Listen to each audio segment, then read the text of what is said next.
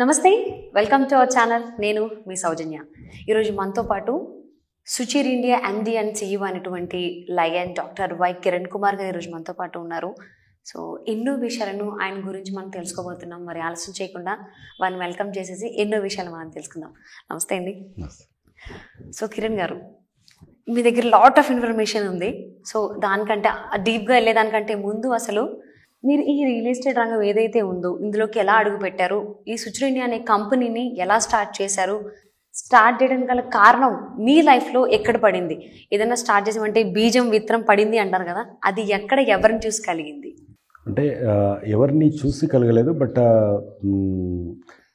Real estate రంగంలోకి అనుకోకుండా అని చెప్పను. బట్ నేను సివిల్ సర్వీసెస్కు ప్రిపేర్ అవ్వడానికి ఇక్కడికి వచ్చినప్పుడు నేను కాకతాళీయంగా దీనికి అప్లై చేశాను. ఒక రియల్ ఎస్టేట్ కంపెనీలో సేల్స్ ఆఫీసర్ పోస్ట్కి అప్లై చేశాను నేను. సో దానికి ప్రిపేర్ అవ్వడానికి నేను వరంగల్ నుండి హైదరాబాద్కి వచ్చి హైదరాబాద్లో ఒక రూమ్ తీసుకొని ఫ్రెండ్స్తో పాటు ఇక్కడ నుండి ప్రిపేర్ అవుతుండేవాడిని. ఆ ప్రిపేర్ అయ్యే క్రమంలో ఏంటంటే ఏదో ఒక రోజున అడ్వర్టైజ్మెంట్ కనపడింది, సేల్స్ ఆఫీసర్స్ కావాలని ఒక రియల్ ఎస్టేట్. సరదాగా అప్పుడు నేను దానికి అప్లై చేశాను. సరదాగా అప్లై చేశారు? చాలా సరదాగా అప్లై చేశాను, చాలా క్యాజువల్గా అప్లై చేశాను. రాజ్యం వెళ్తున్నారు మీరు. సో అది that is the destiny. So what I did is, నేను అప్పుడు అయ్యప్ప దీక్షలో ఉన్నాను. అంటే కొంచెం కాన్సన్ట్రేట్ చేయడానికి ఆ అయ్యప్ప దీక్ష తీసుకొని దెన్ సో దట్ నా అటెన్షన్ అటు ఇటు డైవర్ట్ అవ్వదన్న ఉద్దేశంతో. So it's near to OU. అక్కడ ఒక చిన్న రూమ్ తీసుకొని ఇంకో ఇద్దరు ఫ్రెండ్స్ ముగ్గురం కలిసి అక్కడే ఉండేవాళ్ళం. So then I applied it. By the time I went to Sabarimala and return back. They send me an what you call that appointment letter పంపించారు నాకు.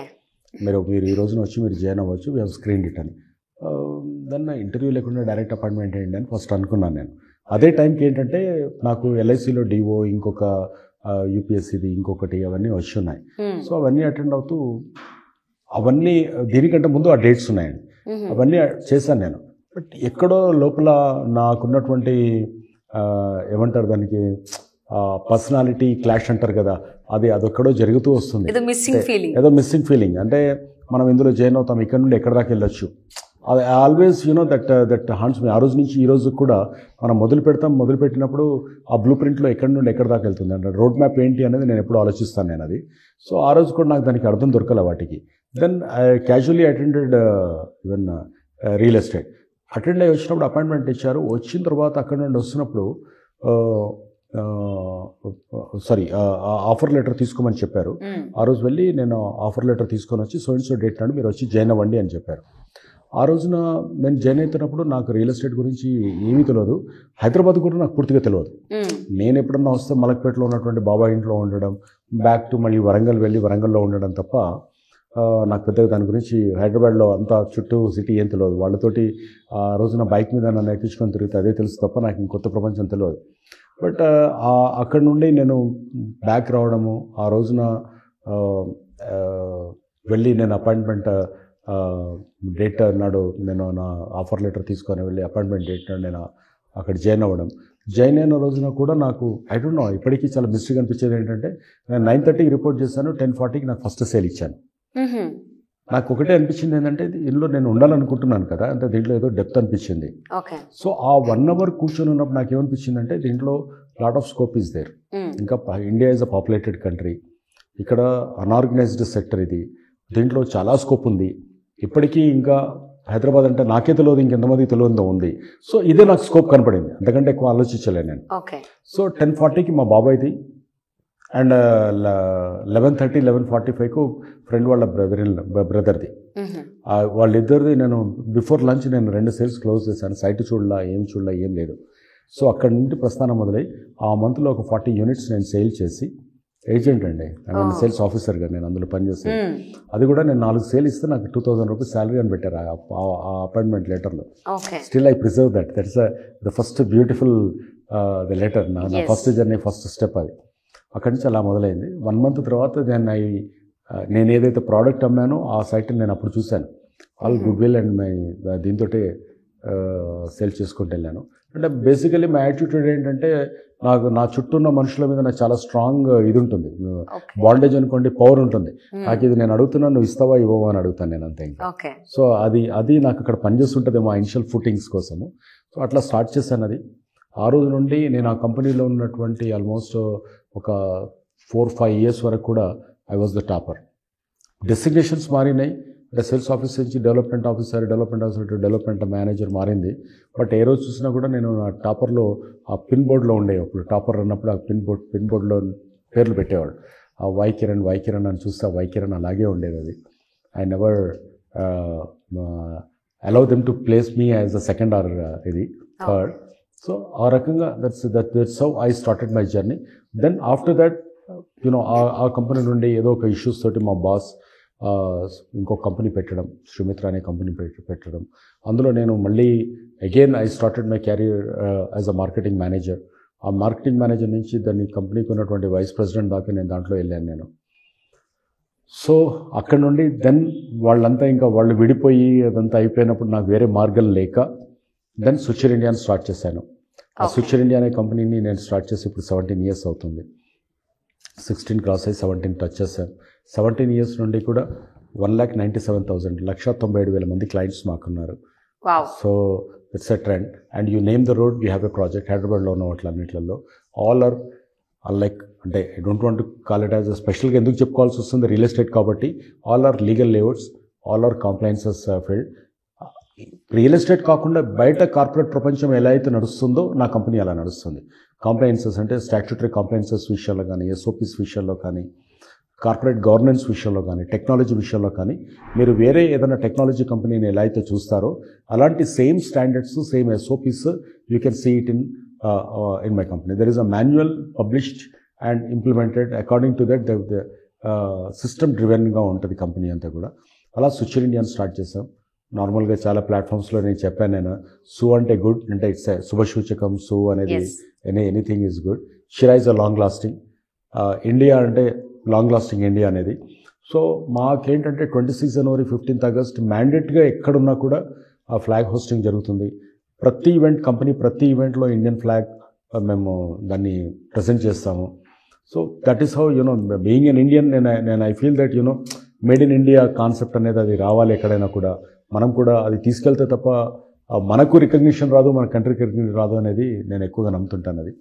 సో ఆ రకంగా స్విచర్ ఇండియా అని టైటిల్ కూడా ఎవరికి లేనిది, డిక్షనరీలో ఏదో ఉన్న పదాన్ని కాకుండా కొత్తగా కాయిన్ చేయాలి, కొత్తగా క్రియేట్ చేయాలన్న ఉద్దేశంతో స్విచర్ ఇండియాని స్టార్ట్ చేసి రియల్ ఎస్టేట్ను ఇప్పటిదాకా డెఫినెట్గా నేను టాప్ అని అనండి, నెంబర్ 1, 2, 3 ఎప్పుడు ఉండదు. బట్ డెఫినెట్గా I can say that I'm a trend setter. అంటే కొన్ని వేల మంది ఈ రోజు ఉన్నటువంటి మీరు ఏ కంపెనీలో వెళ్ళినా నా శిష్యులు కనపడతారు. స్విచర్ always I call it as a school. నా దగ్గర ఎంతమంది అన్న ఉండని వాళ్ళకి ఒకటే చెప్తాను, చదువు పూర్తి నేర్చుకోకుండా బయటకు వెళ్ళకండి. నేర్చుకున్న తర్వాత ఇఫ్ యూ ఫీల్ దట్ మీరు ఇంతకంటే ఎదగలుగుతారు అన్నప్పుడు నా దగ్గర రండి, షేక్ హ్యాండ్ ఇస్తాను, go. So this is I call it as a school. Because మనిషికి ఒక స్పాన్ ఉంటుంది, ఇన్స్టిట్యూషన్స్కి స్పాన్ ఉండదు. మనిషి 80 ఏళ్ళు బతుకుతాడు, 90 ఏళ్ళు, ఇన్స్టిట్యూషన్ ఉండదు. So people should learn. ఏదన్నా ఒక పని చేసే ముందు పని పైన పూర్తిగా అవగాహన ఉండాలి మనకు. సగం అవగాహనతోటి ఏ పని మొదలు పెట్టకూడదు. నేను మొదలుపెట్టే పని నేను 100% చేస్తాను. అంటే plan never fails, but man fails to plan అంటారు. ప్లాన్ ఫెయిల్ అయిపోతే నేను ప్లాన్ వేసాను ఫెయిల్ అయిందని చాలా క్యాజువల్గా చెప్పేస్తాం మనం. కానీ ప్లాన్ ఫెయిల్ అయితే దాన్ని ప్లాన్ అనరు. We will not call it as a plan. So but క్యాజువల్గా మనం బ్లేమ్ ద ప్లాన్. సో ఆ ప్లానింగ్ అనేది పర్ఫెక్ట్గా చేసుకొని ఉంటే if you have a blueprint, implement it. సెకండ్ది మీరు జాయిన్ అయింది మిత్ర అని చెప్పారు, రిలేషన్కి సంబంధించి. ఫస్ట్ మీకు అపాయింట్మెంట్ ఇచ్చినటువంటి కంపెనీ ఇప్పుడు ఏం చేస్తుంది, ఇప్పటికి ఇంకా ఉందా లేదా కన్వర్గ్ అయిపోయిందా? ఎందుకంటే చాలా కంపెనీస్ డౌన్ఫాల్ అయిపోతాయి. అంటే ఇక్కడ ఒకటి ఉందండి, ఇండియాలో ఉన్నటువంటి ఒక చిన్న డ్రాబ్యాక్ ఏంటంటే వాళ్ళు పర్సన్ సెంట్రిక్గా నడుపుతారు కంపెనీని. నేను ఫస్ట్ జాయిన్ అయిన కంపెనీ జనచైతన్య. ఆ జనచైతన్య కంపెనీ చాలా అద్భుతమైనటువంటి కంపెనీ, బట్ పర్సన్ సెంట్రిక్గా నడిచింది అది. ఎప్పుడైతే పర్సన్ సెంట్రిక్గా నడుస్తుందో కంపెనీకి మీకు ఏమవుతుందంటే ఆ మనిషికి ఉన్నటువంటి ఆ వ్యక్తిత్వం దాన్ని కనిపిస్తుంటుంది. అంటే ఆయనకున్నటువంటి హావభావాల మీద, అతనికున్న సెంటిమెంట్స్, ఎమోషన్స్ మీద అది ఆర్గనైజేషన్ నడుస్తుంటుంది. అలా ఎప్పుడు ఉండకూడదు. నేను కిరణ్ ఇంట్లో, బట్ అక్కడికి వచ్చినప్పటికి సీఈఓగా నేను యాక్ట్ చేయాలి. ఒక సిస్టమ్ అనేది అక్కడ ఇంప్లిమెంట్ చేయాలి. బట్ అలా చేయకపోవడం వల్ల ఏమైందంటే చాలా అద్భుతంగా తయారు చేసినటువంటి ఒక సిస్టమ్ వాళ్ళు డెవలప్ చేసి అది పర్సన్ సెంట్రిక్గా మారడంతో దానికి కొంతకాలం వచ్చిన తర్వాత అది కనుమరుగయ్యేటువంటి అవకాశం కలిగింది. అదర్వైజ్ ఇండియాలోనే కాదు, ఈ రోజున ప్రపంచ స్థాయిలో ఆ ఆర్గనైజేషన్ ఉండేది. అలా జరగలేకపోయింది అక్కడ unfortunately. But I really thank that company because it has given me a platform to enter in to the real estate world డెఫినెట్గా. తర్వాత శ్రీమిత్ర అది కూడా మళ్ళీ అగైన్ పార్ట్నర్షిప్లో ఉండేది. ఇండియాలో ఏంటంటే ఏ పార్ట్నర్షిప్ అయినా కూడా నిలబడవు. అదే గ్లోబల్గా ఉన్నప్పుడు పార్ట్నర్షిప్స్ అన్ని నిలబడతాయి. గ్లోబల్గా ఉన్న పార్ట్నర్షిప్స్కు ఇండియాలో ఉన్నటువంటి పార్ట్నర్షిప్స్కు తేడా ఏంటంటే అక్కడికి వచ్చేటప్పటికి మీకు అక్కడ కార్పొరేట్ వరల్డ్లో చాలా క్లియర్గా ఇది నీ రెస్పాన్సిబిలిటీ, ఇది నీ రెస్పాన్సిబిలిటీ అని ఉంటుంది. వాళ్ళు అక్కడికి వచ్చిన తర్వాత ఆ రెస్పాన్సిబిలిటీస్ని రాసుకున్న వాటిల్లో ఉంటారు తప్ప వాళ్ళు ఒక దాంట్లోకి ఒకళ్ళు ఎంక్రోచ్ కారు. So they know their job description, they know their responsibility, director role and responsibility అని రాసుకుంటే వాళ్ళు అక్కడికి వచ్చేటప్పటికి అక్కడ ఆగిపోతుంది అది. సో అది జరగదండి అక్కడికి వచ్చేటప్పటికి అవి తేడా కనపడతాయి అక్కడ. సో ఇక్కడ ఆ గ్రీడీనెస్ స్టార్ట్ అవుతుంది. వీడికి పేరు వస్తుందేమో, వీడికి పేరు వస్తుందేమో. అంటే ఇన్స్టిట్యూషన్ ఇస్ అబౌట్ ఆర్గనైజేషన్ అనేది అందరికంటే గొప్పది, మనుషులు కింద ఉండాలి, ఆర్గనైజేషన్ పైన ఉండాలనే విషయం మర్చిపోతారు చాలామంది. అక్కడ they are all my brothers, elder brothers. But అక్కడికి వచ్చేటప్పటికి అక్కడికి వచ్చి అది 4 ముక్కలు అయిపోయింది ఆ కంపెనీ. సో అక్కడ కాకుండా ఉండడానికి నేను చాలా కష్టపడ్డాను, చాలా బతిలాడాను. సో యాజ్ ఎ యంగర్ బ్రదర్గా వాళ్ళకు ఒక తమ్ముళ్ళలాగా వాళ్ళతో పాటు అన్ని రోజులు ఉన్నాం కాబట్టి కష్టపడ్డాం. But Srimitra now it has become many parts, అది రకరకాల పార్ట్స్ అయిపోయింది. ఇంకా తప్పనిసరి పరిస్థితులలో I force to start this company. So ఏదేమైనా బయట నుంచి వచ్చినా లేకపోతే ఆ శ్రీమిత్ర అనే కంపెనీ విడిపోయినా కానీ సో వాళ్ళకి అది బ్యాడ్ అయినా కమ్ టు యువర్ పాయింట్, అది మీకు ప్లస్ పాయింట్ అయింది. సుచిర్ ఇండియా అనేది ఒకటి స్టార్ట్ అవ్వడానికి అక్కడ స్టార్ట్ అయింది బీజం అనేది నేను అనుకుంటున్నా. అండ్ మేబీ మీ పేరెంట్స్ ఇద్దరు కూడా రెవెన్యూ డిపార్ట్మెంట్లో వర్క్ చేయడం వల్ల మీకు తెలియకుండానే భూమి మీద ఆ ప్రేమ, ఆ లవ్, ఎఫెక్షన్ అనేది స్టార్ట్ అయిందని అనుకోవచ్చు. భూమి మీద అంటే నాకు వ్యాపారం మీద ఇక్కడ ఉన్నటువంటి గ్రోత్ డెప్త్ మీద నాకు ఉండడంతో దీంట్లోకి ఎంటర్ అయ్యాను. బట్ డెఫినెట్గా మా ఫాదర్ రెవెన్యూలో ఉండడంతో ఆ టెర్మినాలజీ అనుకోండి, నేను అప్పుడు చిన్నప్పటి నుంచి చూస్తున్నప్పుడు ఇంట్లో లేదా ఫాదర్ ఆఫీస్కి వెళ్ళినప్పుడు అక్కడ కూర్చున్నప్పుడు ఆ రెవెన్యూ యాక్ట్స్ అంటే రెవెన్యూ చట్టాలు అంటారు కదా, వాటి మీద అవన్నీ కూడా ఆ టెర్మినాలజీ అంతా కూడా అంటే పహాని ఇలాంటివి ఏదైతే ఇవన్నీ మనకు కనపడుతుంటాయో అవన్నీ మనకు ఆ మైండ్లో ఉండడం వల్ల నాకు నేను ఈజీ కనెక్ట్ అవ్వగలిగాను. అంటే దానివైపు అట్రాక్షన్ అనే కంటే కూడా నేను దీంట్లోకి వచ్చిన తర్వాత that has become an value addition నాకు. అంటే అది వాళ్ళు ఏదైనా మాట్లాడుతున్నప్పుడు అది చిన్నప్పటి నుంచి వింటున్న పదాలు కాబట్టి ఇమీడియట్ కనెక్ట్ కాగలిగాను. అదేంటి అన్నప్పుడు అది కన్ఫ్యూజన్ అనేది అంటే టెర్మినాలజీ కన్ఫ్యూజన్ అనేది నాకు లేకుండా పోయింది.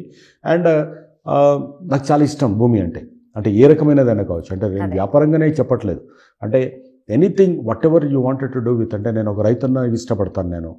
అండ్ సాయిల్ నేను ఎక్కడన్నా కాల్ దట్ నేను ఎప్పుడన్నా ఏదైనా టూర్లో వెళ్ళాలనుకున్నా కూడా అంటే రకరకాల టూర్స్ నేను ప్లాన్ చేస్తుంటాను. బట్ ఎక్కడికైనా వెళ్ళాలనుకున్నప్పుడు ఫారెస్ట్ కానీ లేకపోతే ఏదైనా ల్యాండ్స్కేప్స్ కానీ లేకుంటే ట్రెక్కింగ్ కానీ హైకింగ్ కానీ వెళ్ళాలనుకున్నప్పుడు కూడా ఆ డిఫరెంట్ సాయిల్స్ని నేను ఎక్కువగా ఇష్టపడతాను. ఈరోజు కూడా నేను ఒక 100 యూనిట్స్ నేను అమ్మాను అనుకోండి, ఇంకో 100 యూనిట్స్ ల్యాండ్ నా ల్యాండ్ బ్యాంక్ మెయింటైన్ అవ్వాలి. సో ఆ రకంగా చూసుకుంటాను అనమాట. ఓకే, అంటారు కదా పెద్దవాళ్ళు, మనిషిని నమ్మితే మోసం చేస్తాడేమో కానీ భూమిని నమ్ముకుంటే మాత్రం మోసం చేయదు అనేసి. భూమి అనేది అంటే నేను ఒకటి చెప్తానండి, అంటే దట్ ఈస్ మనం అందరం ఎక్కడ నిలబడి ఉన్నాము అని అంటే దాని మీద తప్ప ఇంకోటి ఉండదు అది. సో అక్కడి నుంచి వచ్చినటువంటి అన్నమే తింటాం మనము, అక్కడే పెరుగుతాము, అక్కడే పడుకుంటాము, అక్కడికే పోతాం. కాబట్టి అది మళ్ళీ లిమిటెడ్, అది యూ కెనాట్ క్రియేట్ ఇట్. మీరు గాలిలో నుంచి నీరు తీయగలుగుతారు తప్ప గాలిలో నుంచి మట్టిని పుట్టించలేరు, మీరు ఏం చేయలేరు. సో దట్స్ దాన్ని మనం ఎంత వర్ణించిన ద పోయిట్ విల్ కమ్, నా లోపల ఉన్న కవి బయటకు వస్తాడేమో మళ్ళీ. ఎందుకంటే అది ఎలా వచ్చిందో తెలీదు, మీకు తెలియని ఇష్టం అలా వచ్చేసింది. యాజ్ ఎ అనలిస్ట్గా ఏదైనా కంపెనీ కావచ్చు, రియల్ ఎస్టేట్ కంపెనీ కావచ్చు, ఏ ఉండడం వల్ల పడిపోతుంది, ఏ ఉంటే పెరుగుతుంది అంటారు? ఒకటి చెప్తానండి మీకు. ఫస్ట్ థింగ్ ఏంటంటే మీకు పూర్తిగా అవగాహన లేకుండా, ఆ వ్యాపారం మీద మీకు చాలా ఇష్టం లేకుండా, అంటే మనం చాలా కొంచెం రూడ్గా మాట్లాడాలంటే మీరు తెగ ఇష్టపడాలండి దాన్ని. అంటే you should have a romantic approach towards that. చాలా ఇష్టంగా చాలా నచ్చిన అది ఉంటే తప్ప దాంట్లోకి వెళ్ళకూడదు. అంటే మీరు డబ్బులు సంపాదించుకోవడానికి అందులోకి మీరు వెళ్ళారనుకోండి, మీరు దాంతోపాటు మీరు డిటాచ్ అయిపోతారు. అంటే మెటీరియలిస్టిక్గా మీరు వ్యాపారం చేయాలనుకుంటే మీకు అది ఉండదు. అంటే మీకు ఎప్పుడు నాకు ఇప్పుడు లాభం ఉంటే వదిలేస్తాను లేకుంటే లేదు అని అనుకున్నప్పుడు లాభాలు నష్టాలు అనేది మనం ఇమీడియట్గా ఏం చెప్పలేము. అందరూ లాభం కోసమే వ్యాపారం చేస్తారు. వ్యాపారం అంటేనే money. I mean without money there is no this thing. అంటే దెర్ ఇస్ అ ప్రాఫిట్ లేకుంటే గ్రోత్ లేకుంటే ఏదో కోసం చేస్తాం మనం. బట్ మనకు అవగాహన లేకుండా, అంటే పూర్తిగా నాకు దేన్ని ఏ రకంగా చూసినా రేపు నేను ప్లాన్ ఏ బీసీ నా దగ్గర ఉన్నాయి, అంటే దీన్ని నేను ముందుకు తీసుకెళ్ళడానికి అనేది.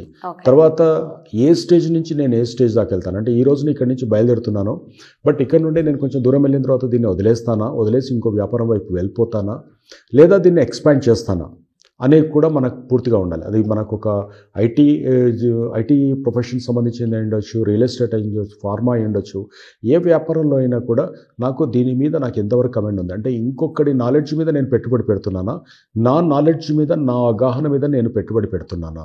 అంటే పెట్టుబడి అనేది రెండు రకాలు. నాకున్న సమయం మోస్ట్ ఇంపార్టెంట్, రెండు నాకున్నటువంటి డబ్బులు, మూడోది నాకున్నటువంటి రిసోర్సెస్, అంటే నాకున్న పై చేయాలనుకోండి, లేకపోతే మిగతా ఇతరత్ర ఉన్నటువంటి అదర్ రిసోర్సెస్ అంటాం కదా మనం, హ్యూమన్ రిసోర్సెస్ అన్నీ కూడా. అలాంటివన్నీ కూడా అన్ని రకాల రిసోర్సెస్ మనం పెడుతున్నప్పుడు రిసోర్స్ అనేది మనకు వేస్ట్ అవ్వకూడదు. అంటే దాని మీద పూర్తిగా మార్కెట్ స్టడీ చేస్తూ ఉండాలి. అంటే ఎవరో పక్కన వాళ్ళు పడుతున్నారని మనం బయలుదేరి వెళ్ళడము, వాళ్ళు ఏదో లాభపడుతున్నారని మనకు ఎవరో ఒకళ్ళు పక్కన ఉన్న వాళ్ళు ఏదో టెంప్ట్ చేస్తే మనం ఎంటర్ అవ్వడం, ఇలాంటిది ఉండకూడదు. నీకు దీనికి ఉన్నటువంటి ఈ వ్యాపారానికి ఉన్నటువంటి లైఫ్ సైకిల్ ఎంత, ఈరోజు రేపొద్దున దీనికి ఏమైనా కాంపిటీషన్ రావచ్చా, వచ్చినా కూడా తట్టుకొని నిలబడి నువ్వు దాన్ని లీడ్ చేసేటువంటి కెపాసిటీ నీకు ఉందా.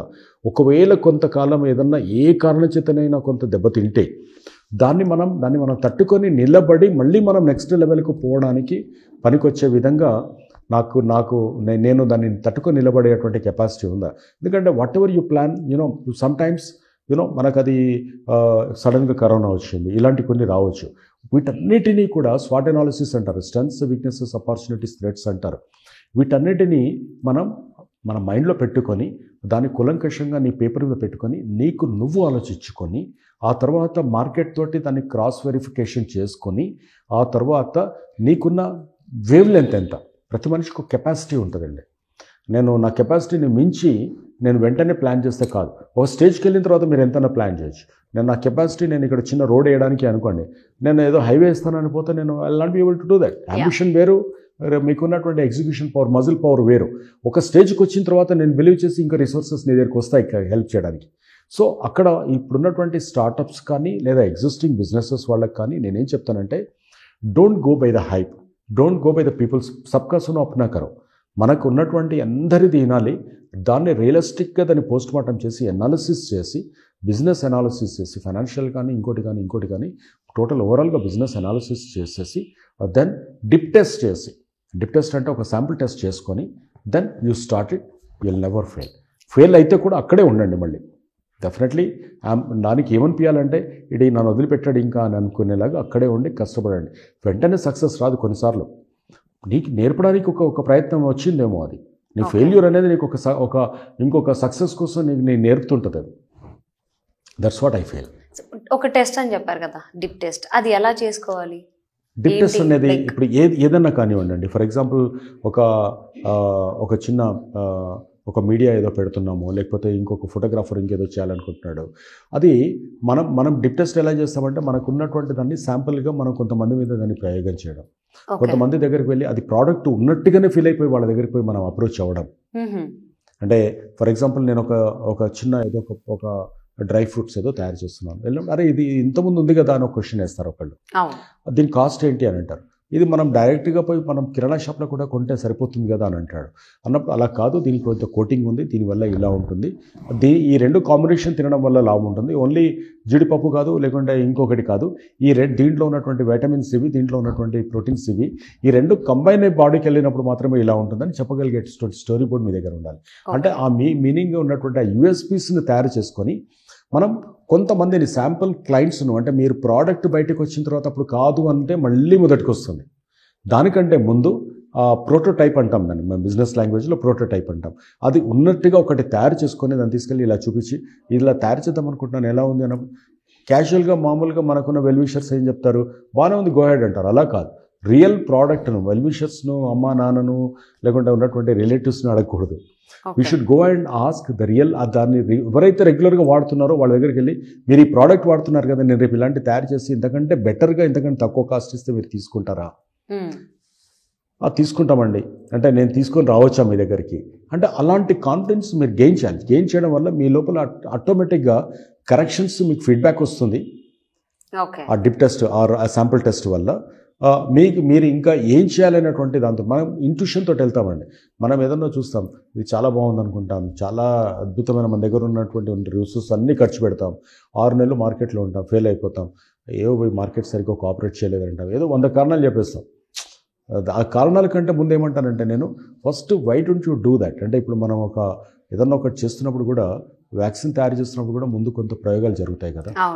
అలాగే మనం కూడా మనకు ఒక ప్రయోగశాలను మనం తయారు చేసుకోవాలి. ఒక చిన్నది ఏదైనా కడుతున్నప్పుడు మనం ఒక ఇంటికి పెయింట్ వేయాలనుకున్నప్పుడు ఒక దగ్గర వచ్చి వేసి బాగుందా లేదా అని చూసుకున్న తర్వాత బిల్డింగ్ మొత్తం వేస్తాం. శాంపుల్ అనేది చాలా ఇంపార్టెంట్. అది ఇప్పుడు మనం ఏదైనా ఫుడ్ తినే ముందు కూడా ఒక చిన్న టేస్ట్ చూసుకున్న తర్వాత మళ్ళీ మనం తర్వాత మిగతా చేస్తాం. ఆ ఇంట్లో ఎవరైతే బాగా టేస్ట్ చూస్తారో వాళ్ళ దగ్గరికి వెళ్ళి ఇందులో కారం ఉందా ఉప్పు ఉందా అని అడుగుతారు, బాగానే టేస్ట్ బాగుందా అని. ఆ తర్వాత then will switch off the stove. Similarly we should also cousin లాగా అంటే ఒక డిష్ లాగా మనం ఫీల్ అవ్వాలి. దాని తర్వాత ఎవరికైనా వడ్డించినప్పుడు దాన్ని మనం ఆస్వాదిస్తారు అనేటువంటి ఫీలింగ్ మనం తీసుకోవాలి. Very good and useful information ఇచ్చారండి. Thank you so much. ఏవైతే అన్ని రంగాలు ఎలా అయితే దెబ్బతిన్నాయో, రియల్ ఎస్టేట్ కూడా అప్పుడే బాగా ఊపందుకుంది, ఒక రేంజ్లో ఉంది, అందరూ బాగా హ్యాపీ ఫీల్ అయ్యారు. సడన్గా ఎంతైతే హ్యాపీ ఫీల్ అయ్యారో, ఎంతైతే రేంజ్కి వెళ్ళిందో అంతే డౌన్ఫాల్ అయింది కూడా. సో మరి రియల్ ఎస్టేట్ రంగంలో మీరు నిష్ణాతులు కాబట్టి మిమ్మల్ని అడుగుతున్నా, కరోనాకి ముందు ఎలా ఉంది, కరోనా వచ్చిన తర్వాత రియల్ ఎస్టేట్ రంగం ఎలా ఉంది అంటారు? అంటే మీకు ఇష్టం లేని ఒక ఆన్సర్ చెప్తాను ఇప్పుడు మీకు. పర్లేదు. ఎందుకంటున్నానంటే అలా జరగలేదు ఇక్కడ. అన్ఫార్చునేట్లీ జరగలేదు. నేను ఫార్చునేట్లీ అనట్లేదు, అన్ఫార్చునేట్లీ. బికాజ్ నేను రియల్ ఎస్టేట్లో ఉంటాను, ఉండి తీరాలి, ఇంకా నాకు మార్గం లేదు.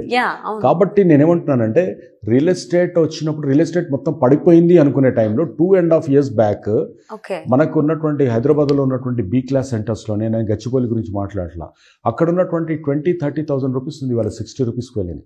First wave to second wave double అయింది, second wave to third wave triple అయింది. ఎందుకైందో ఏంటో తెలియదు, బట్ ఎనాలిసిస్ చేస్తే ఏంటంటే లాట్ ఆఫ్ సేవింగ్స్ అయిపోయినాయి మనుషులకు. Real estate is a reflection of other industries అండి. అంటే చాలామందికి మనం ఏమనుకున్నామంటే సాఫ్ట్వేర్ ఉద్యోగాలు పోతాయి, ఫస్ట్ వేవ్లో చాలామంది ఉద్యోగాలు పోతాయి అనుకున్నారు. బట్ సెకండ్ వేవ్కి వచ్చే వరకు వర్క్ ఫ్రమ్ హోమ్ తోటి వాడికి ఏమీ లేదు, ఖర్చు లేదు, పోవలేదు. And lot of technology development చాలా పెరిగిపోయిందండి.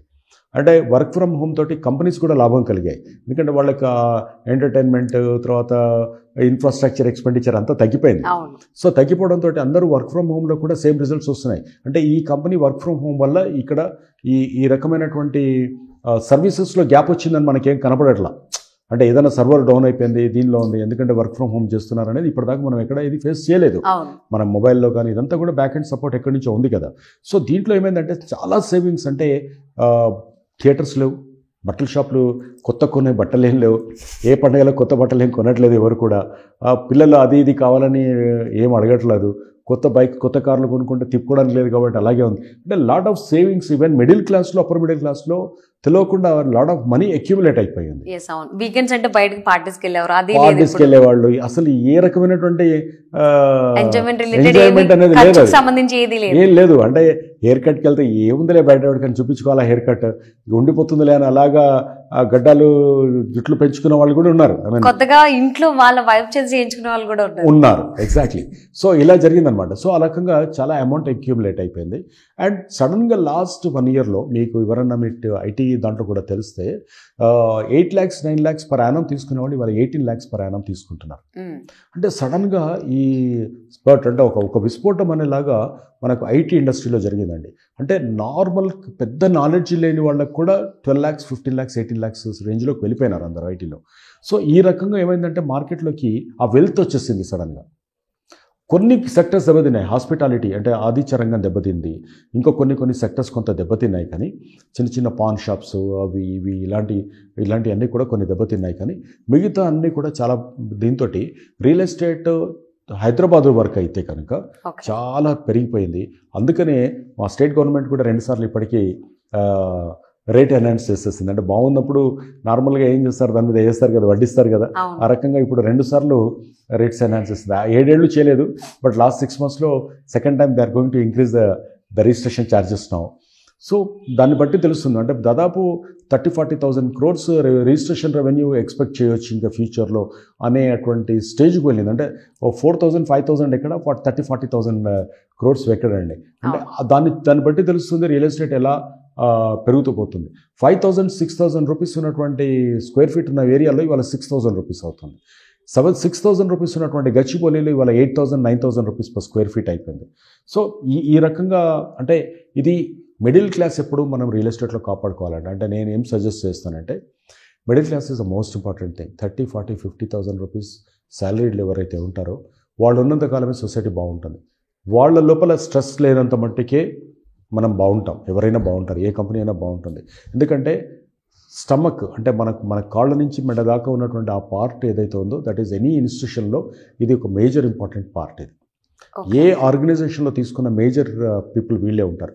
వాళ్ళని మనం ఊరవతలికి తరిమేసామనుకోండి, ఇంతకుముందు వాళ్ళు ఉప్పల్లో ఉంటే ఇప్పుడు హైతనార్ పోయారనుకోండి, వాళ్ళు అక్కడి నుండి మెల్లగా వెళ్ళి ఇంటికి పోవడానికి 2 hours పెడితే వాళ్ళు తెల్లారి మార్నింగ్ వచ్చినప్పటికి ఎలాంటి క్వాలిటీ వర్క్మ్యాన్షిప్ మీరు ఎక్స్పెక్ట్ చేయొచ్చు. లేదు వాళ్ళు ఇప్పుడు 8,000 ఉంటే డబుల్ బెడ్రూమ్లో ఉన్న వాళ్ళు ఖర్చు ఎక్కువైపోయింది కానీ సింగిల్ బెడ్రూమ్లోకి వెళ్ళారనుకోండి, సో ఎలాంటి క్వాలిటీ ఆఫ్ లైఫ్ని మీరు ఎక్స్పెక్ట్ చేయొచ్చు. వాళ్ళ పిల్లలకు వాళ్ళకి కావాల్సినటువంటి ఫీజులు వాళ్ళు కట్టలేకపోయారు అనుకోండి, వాళ్ళ నుంచి వాళ్ళు అలా సఫర్ అవుతున్న వాళ్ళ నుంచి మీరు ఎలా చేయొచ్చు. This is not fair from the perspective of the society. అది గవర్నమెంట్ కంట్రోల్ ఉండాలి, మానిటరింగ్ ఉండాలి, అండ్ దీనికి సంబంధించినటువంటిది ఇది చూడాలి. అంటే మిడిల్ క్లాస్ అనేది, సో లోయర్ క్లాస్ అనుకోండి, ఇంకా వాళ్ళు ఎలా ఉన్నారో ఇప్పుడు అలాగే ఉంటారు, దానికి ప్రాబ్లం లేదు. గవర్నమెంట్ చాలా సబ్సిడీలు ఇస్తుంది, ఫ్రీ చాలా ఇస్తుందండి. అంటే they can go to the government స్కూల్స్కి వెళ్ళైనా కూడా ఉండగలుగుతారు, అది ఉంది. అంటే నేను వాళ్ళని తక్కువ చేసి చెప్పట్లా, కానీ there is a standards protocol, standard SOP ఉంది, వాళ్ళకి అలాగే నడుస్తుంటుంది. బట్ ఈ మిడిల్ క్లాస్ ఎటు కాకుండా అయిపోయే పరిస్థితి వస్తుంది. సో మా ఆఫీస్ బాయ్ నుండి మొదలు పెడితే ఒక చీఫ్ క్లర్క్, చీఫ్ మేనేజరు దాకా ఉన్నటువంటి మనుషుల్ని కూడా మనం దృష్టిలో పెట్టుకొని పనిచేయాలంటే ఇది చాలా క్రిటికల్ అండ్ ఇంపార్టెంట్ అది. సో దాన్ని దృష్టిలో పెట్టుకొని ఎవరైనా కూడా ఆలోచించాలి అది. సో ఇప్పుడు ఈ రేట్స్ ఇలా పెరుగుతూ పోవడం అనేది మటుకు, అందుకని యాజ్ ఎ ప్రొఫెషనల్ రియాలిటర్గా నేను దానికి అగెనిస్ట్ అని చెప్పడానికి కారణం.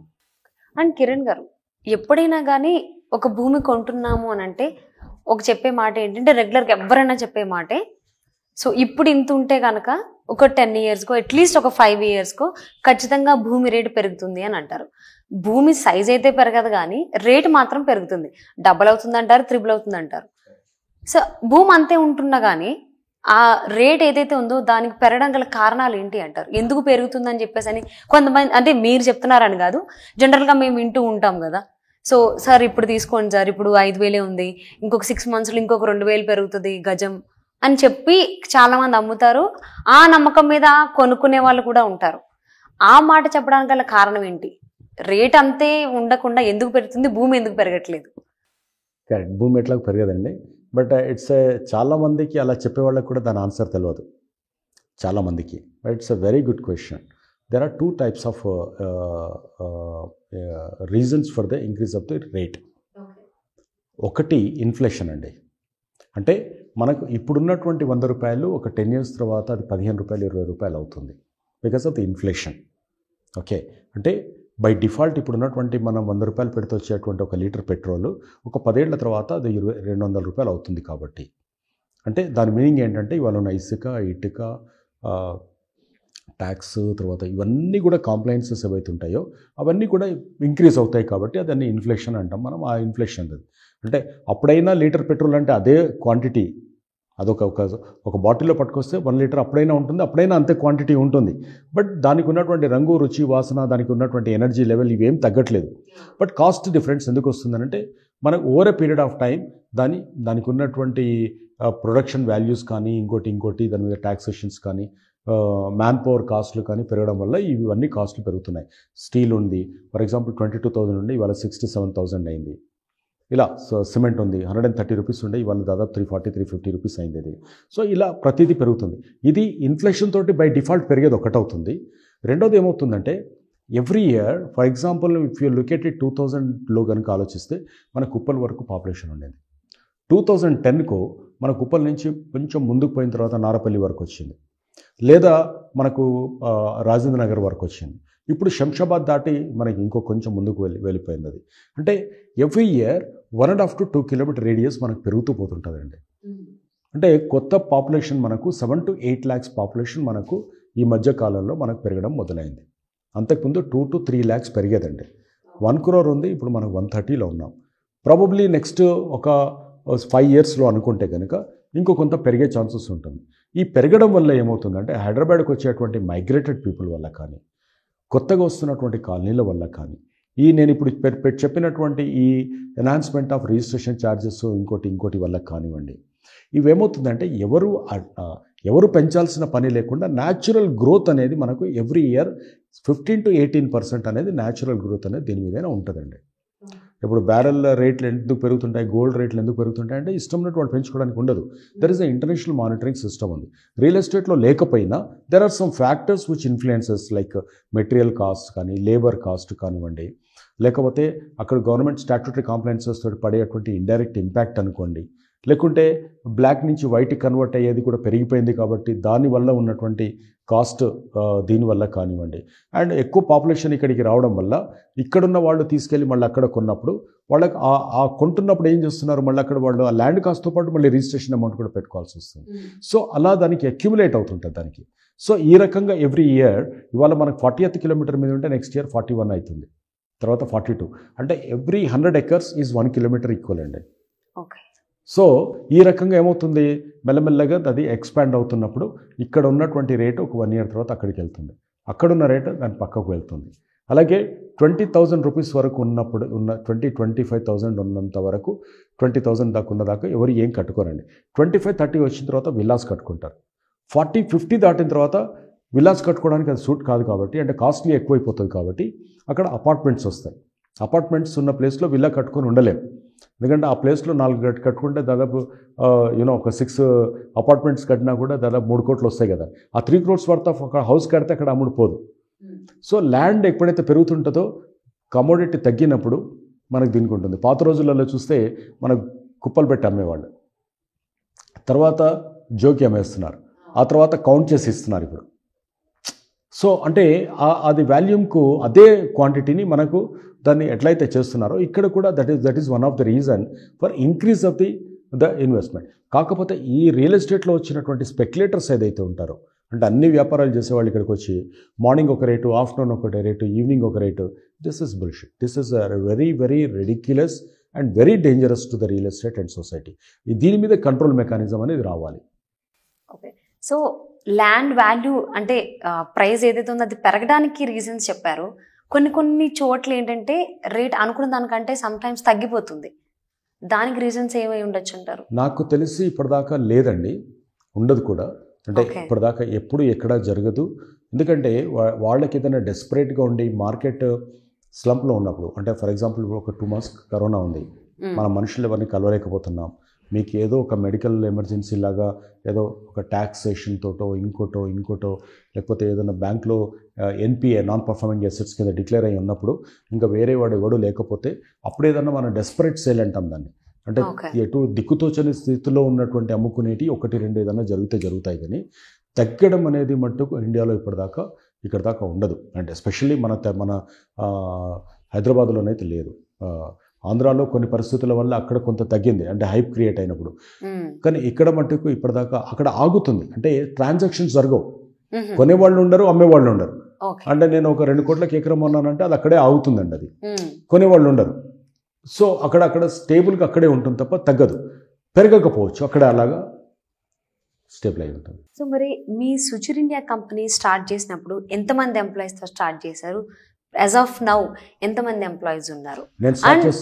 ఇంకొకటి, సుచిర్ ఇండియా కంపెనీ ఇప్పుడు టాప్లో ఉండడానికి గల కారణాలు ఏంటి? అంటే మీరు ఏవేవి రూల్స్ అండ్ రెగ్యులేషన్స్ పాటించడం వల్ల, మీ ఎంప్లాయీస్ చేత కూడా పాటించడం వల్ల ఇప్పుడు టాప్లోనే ఉంది అని, అలా ఉండడానికి గల కారణాలు ఏంటి? మీరు ఏం పాటిస్తారు?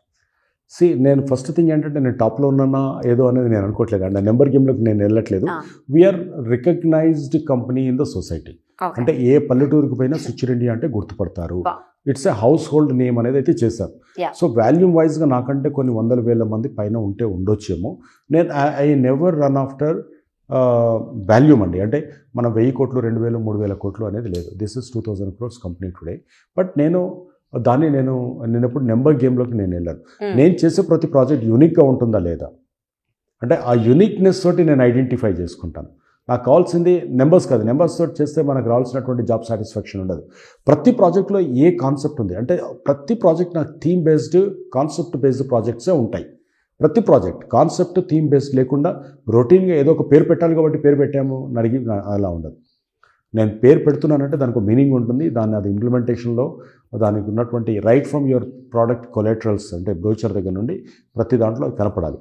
Number 1. Number 2, when you asked me a question about, when we started. I started with 8 lakhs investment. 4 employees తోటి నేను స్టార్ట్ చేశాను. Okay. Today direct or indirect employment వచ్చేసి ఇట్స్ మోర్ దెన్ 1000 మెంబర్స్ ఉన్నారు. అంటే డైరెక్ట్గా వచ్చేటప్పటికి మా దగ్గర ఒక 300 to 400 మెంబర్స్ ఉంటారు. ఒక 500-600 మెంబర్స్ ఇండైరెక్ట్ ఎంప్లాయ్మెంట్. మార్కెటింగ్లో అనుకోండి మాకున్నటువంటి ఇంకా నేను చెప్పేది సైట్లో ఉన్నటువంటి కాంట్రాక్ట్ కింద లేబరు వాళ్ళు నెలల కొద్ది ఉండేది అదని చెప్పట్లా, అవన్నీ వేరు. అంటే మంత్లీ ఎంత రెమ్యునరేషన్ ఆర్ శాలరీస్ రూపంలో వెళ్తుందో నేను చెప్పట్లేదు.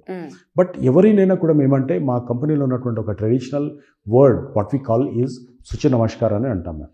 అంటే సుచిర్ నమస్కార్ అంటే ఒకళ్ళనొకళ్ళు గ్రీట్ చేసుకునే దగ్గర నుండి there is no word called employer. ఇక్కడ ఓనర్ డ్రివెన్ కాదు ఇది. I'm also not a director or a managing director. I'm a CEO of the group.